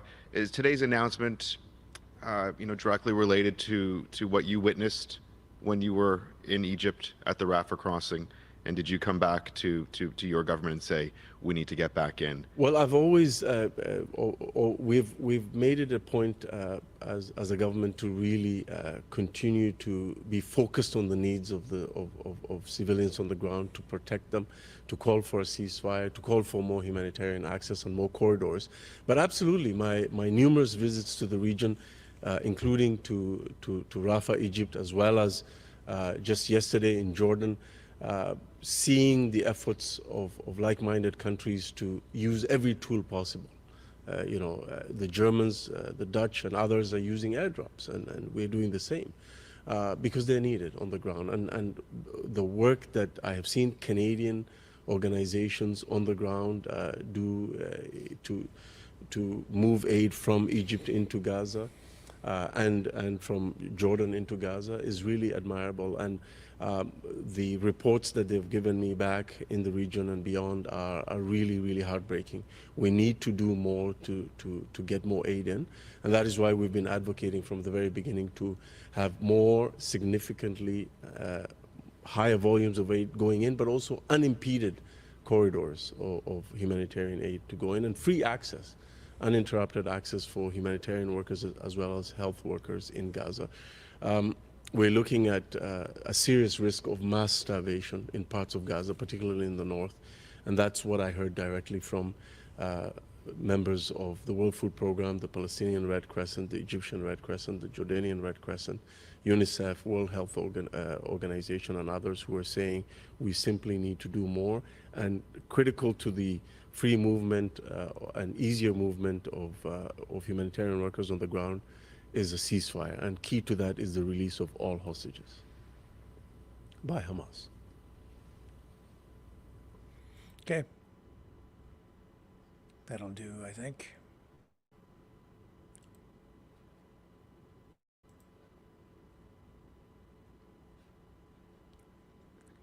All right. So that will be a controversial decision moving forward. Could potentially result in a deepening of the cracks and divisions even within the Liberal Party itself, because we're seeing that on full display since yesterday. Wow. You know, I also wanted to address something here.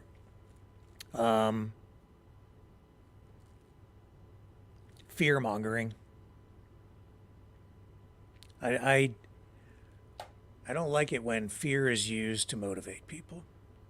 And I'm going to refer back to Colonel McGregor's video where he said that 800,000 children every year in the United States go missing.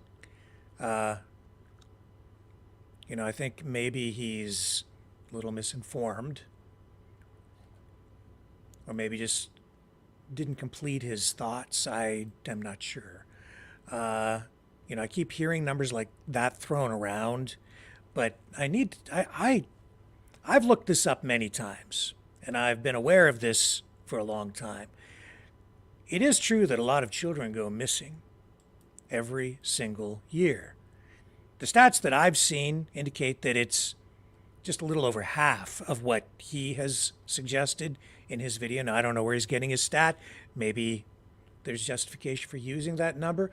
But the truth of the matter is, of all the children that go missing, and this is a stat that is accurate on both sides of the border, 99% are returned home. And that's the part of the story that people are rarely ever told these days, but it is true. Here's Child Find America. You can find these stats quite easily. Child Find of America. 2,300 children missing every day in the United States. That's an accurate figure. Colonel McGregor referred to that, so he's very accurate that way, but the story needs to be told in a more accurate context. Not that I'm trying to single out Colonel McGregor. He had a much larger message tonight that goes beyond that. But you can see here that right there, runaways, throwaways, point number 4 in this paragraph, 99% return home. Now that's not to say there are not problems out there, because we know that a high percentage of kids that do run away do so because they are abused at home in some fashion, or they're living in dysfunctional homes where there is alcohol abuse, drug abuse, broken homes. But 99% of kids do return home safely. Only a very small percentage end up with a really negative outcome. And a very large percentage of kids that are abducted are taken by the non-custodial parent in a broken marriage. That is also the truth. So you have a divorced couple or separated couple, child custody dispute. A very high percentage of child abductions involve one parent or the other taking the child and running away. That's also the truth. I became aware of that here in Canada.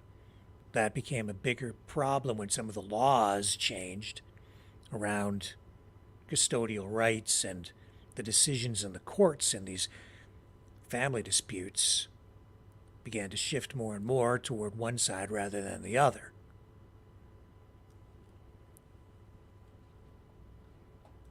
So context is important, because it's not like 800,000 children or 2,300 children a day are abducted and then subjected to all manner of atrocities. That's not really the full story, not even close to the full story. You deserve context to have real truth. There are real problems out there surrounding kids, but you can't get to real solutions unless you have accurate information. And what I just gave you is an accurate starting point, and there is even more context beyond that to fully understand what the problems are out there and what the real threats are to kids. And there are real threats to kids. But you can't get to those solutions unless you start from a place of fact. And I've heard claims like that from a number of people, lots of people, over the last year. And I think it's time to put the sensationalism off to the side, put the politics off to the side when it comes to kids. Drill down and get to the real truth. Otherwise, we're not serving our children well at all. I'll be right back. The information war is raging. Truth without integrity is worth nothing. Maverick News. Because those who have power and those who seek it must be held accountable. The world is watching. Join our family of truth seekers. Donate today and add your voice to the chorus of Maverick Knights. Donate at maverickdonations.com. Truth. Integrity. It's the Maverick way.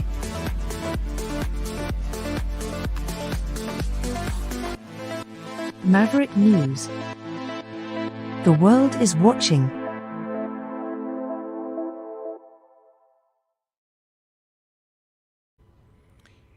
Information, news, it flows top down. It comes from, usually in the cases of crime, official sources such as police, intelligence agencies, other sources that are involved in investigations, plus sometimes combined eyewitness accounts or witnesses or people at the scene.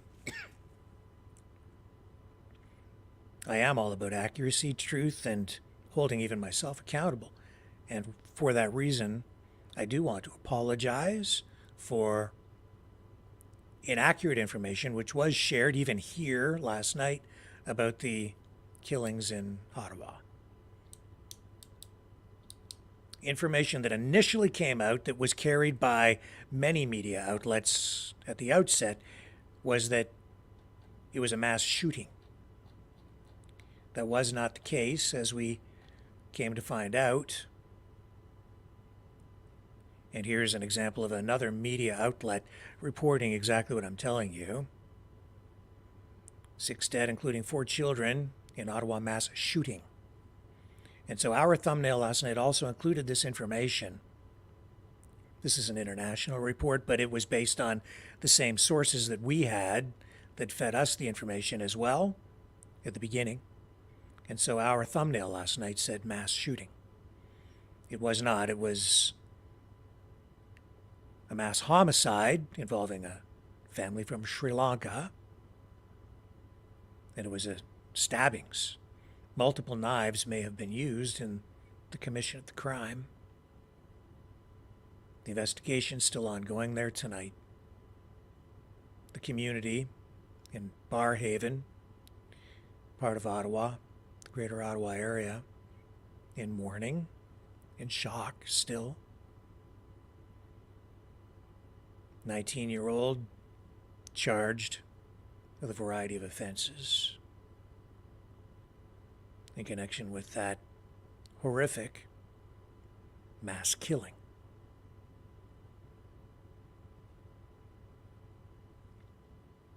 Being involved in journalism as long as I have, and being a police beat reporter for quite some time, it became clear to me a long time ago that here in Canada, where gun control is much more stringent than it is in the United States, it became pretty clear to me that gun control alone, gun control at all, does not prevent murders. I said long time ago, when I was on those beats, that if somebody wants to kill somebody, they will find a way, or if they are suffering from some sort of mental illness or whatever it is, they don't need guns are not needed to kill people. Now, guns may be a more efficient way of killing people, but no, I said that in Canada, the weapon of choice, if you can't find a gun, they'll use a knife. In fact, I had a graphic up here. Don't know. I had a graphic on. Here it is. Here, I'll upload this for you. Statistics from Stats Canada showing how prominent killings with knives are, knife crime in Canada, because people do not have access to guns with the same level of availability that they do in the United States. So the most recent stats I could find that were complete from Stats Canada tonight go into 2022.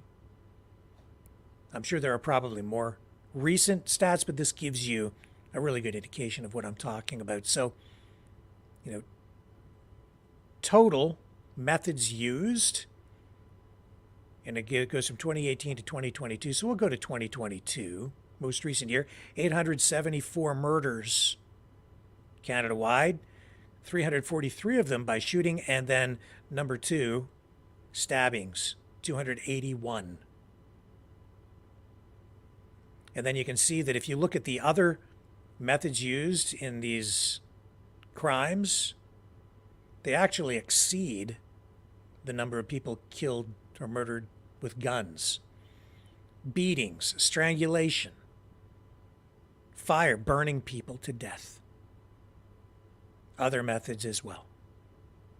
So I think in total, yeah, it definitely does exceed the number of deaths by shootings, 343, because the beatings and the stabbings alone, 281 and 143, that's much greater than 343. When you add in strangulation and death by fire.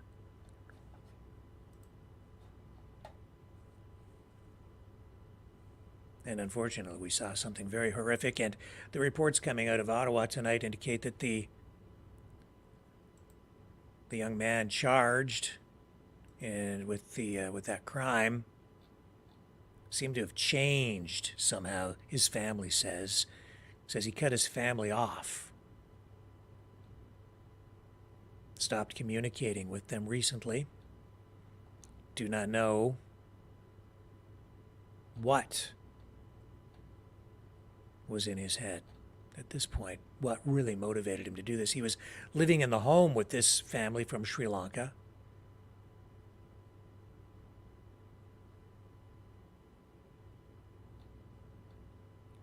Absolutely a tragedy. So the accused is 19-year-old Fabria de Zoisa, charged with 6 counts of first-degree murder, 1 count of attempted murder. Police in Ottawa saying he is a Sri Lankan national who they think is in Canada as a student. And looks like he may have been enrolled at Algonquin College. What exactly led to all of this? I think we'll find out more as this gets into court. Right now, though, the community just seeing this as something completely senseless, isolated to this domestic situation where the family was living in this home and they have this student living with them. What the exact circumstance is there, I don't know.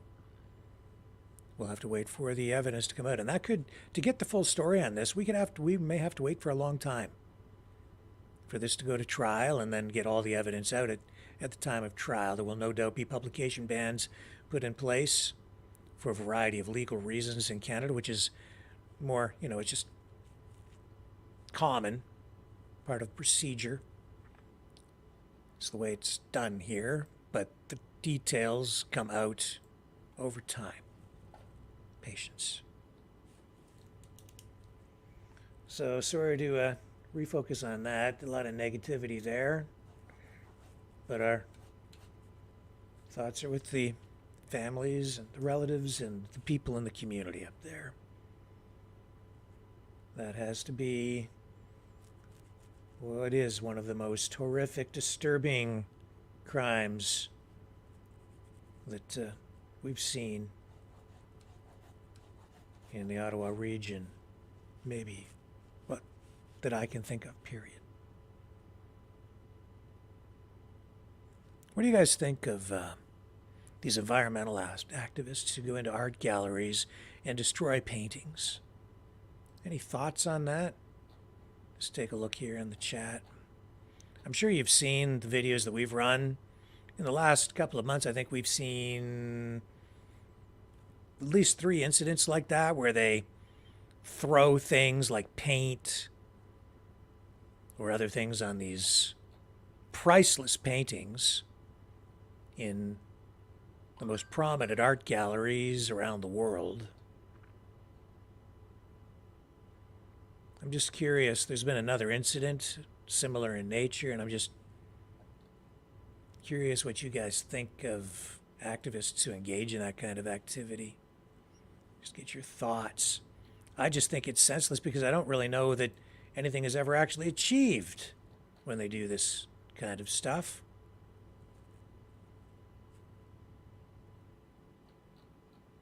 Any thoughts? Looking in the chat over here, there's a delay on that channel. Go back here. Nobody really commenting on it. Helena says she thinks it's stupid, childish. Yeah. Idiots. Done by pimply, blah, blah, blah, idiots, yeah. Yeah, so there was another one today. Was it today? Might be a little behind the curve on this. I think it was, I'm pretty sure this was today, just maybe 10 or 11 hours ago at the University of Cambridge. So this was not a environmental activist. This was a pro-Palestinian protester destroying a painting of Lord Balfour. For those of you who maybe are not aware, Lord Balfour was the British politician who was the man behind the Balfour Declaration, which eventually led to the creation of Israel. He issued the Balfour Declaration in 1917, which of course supported the creation of a home for the Jewish people. So this protester did a lot more than just throw paint on a painting or Cool Whip or food or something. Or I think one of the last ones we saw was buckets or containers filled with soup. In this case, spray paint and a knife did the trick. Bring it up, show you what happened. I don't know how this painting would ever be repaired.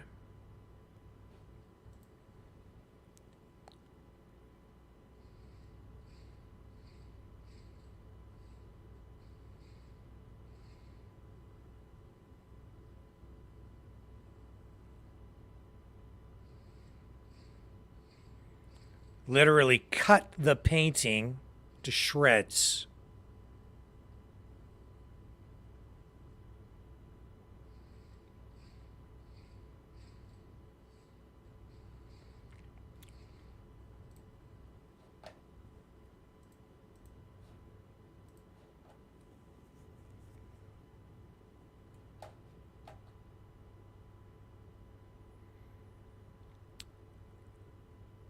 Yeah, destroy the history, destroy the culture, right?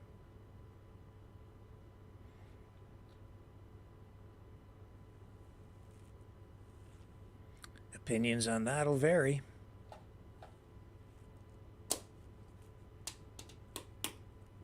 Yes, they will.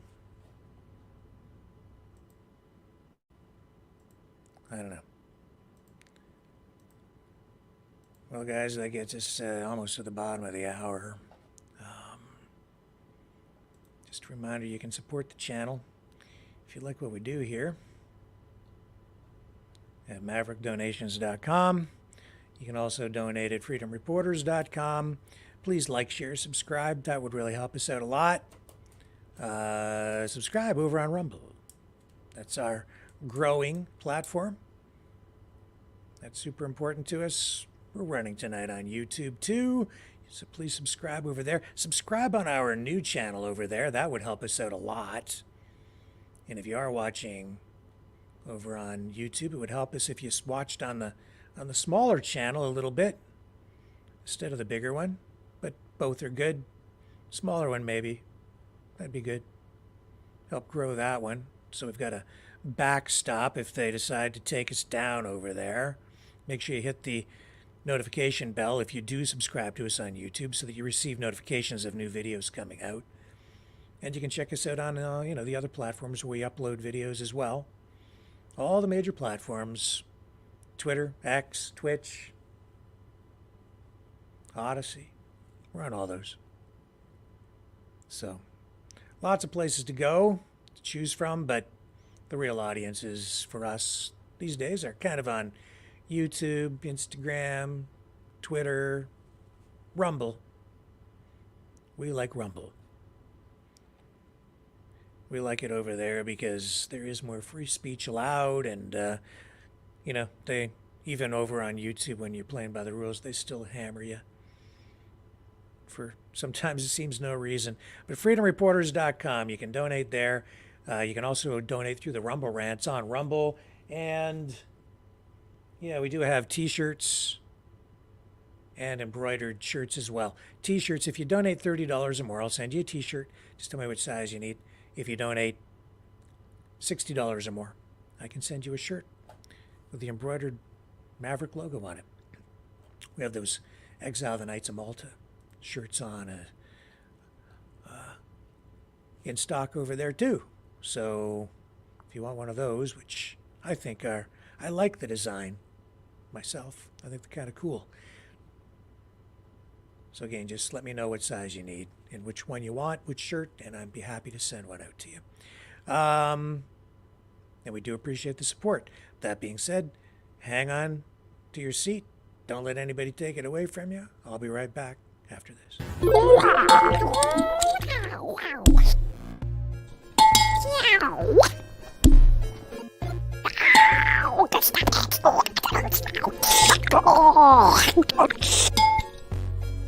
Exile. The Knights of Malta. Maverick News. Join us. The world is watching.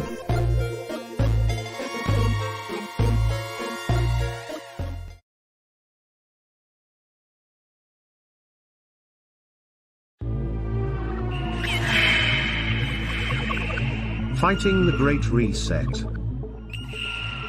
By leading the Great Resistance.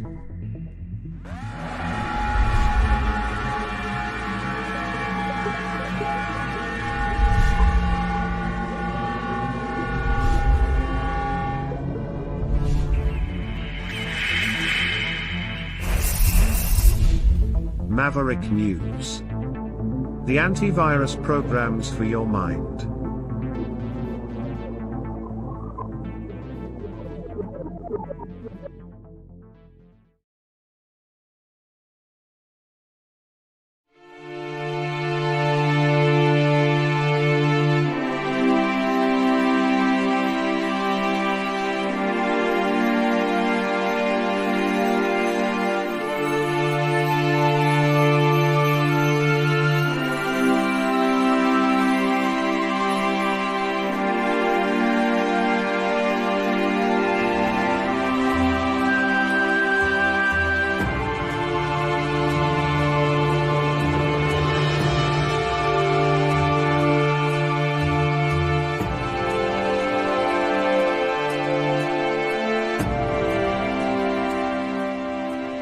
Maverick News.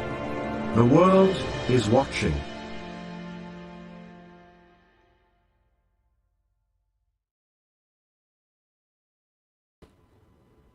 Okay, I'm back. So, with all that, I think what we're going to do is kind of wrap things up for the night. I appreciate you guys hanging out here with me again. As always, a privilege to appreciate the support, just even by stopping by and watching and participating in the chat. And in the nights ahead, over the weekend, we'll see if we can get to the phones. We'll update that story tomorrow, I think, with the situation with the terrorism warning in Moscow. We might get Kevin Michelizzi back on here to talk about that. He has his ear to the ground and his finger on the pulses of what's going on over there in Russia. So I'm sure he can give us a better bead on what's really going on with regard to all of that. Because right now, I don't think these media reports coming out of there are really giving us a full and accurate picture of what's really been happening. So we'll look forward to that hopefully sometime over the weekend. And I'll try and get some other special things lined up for Saturday and Sunday to keep you guys entertained and engaged and informed. We'll do all that and more when we return tomorrow night, 6 p.m. Eastern, here on the Maverick News Channel, on the flip side.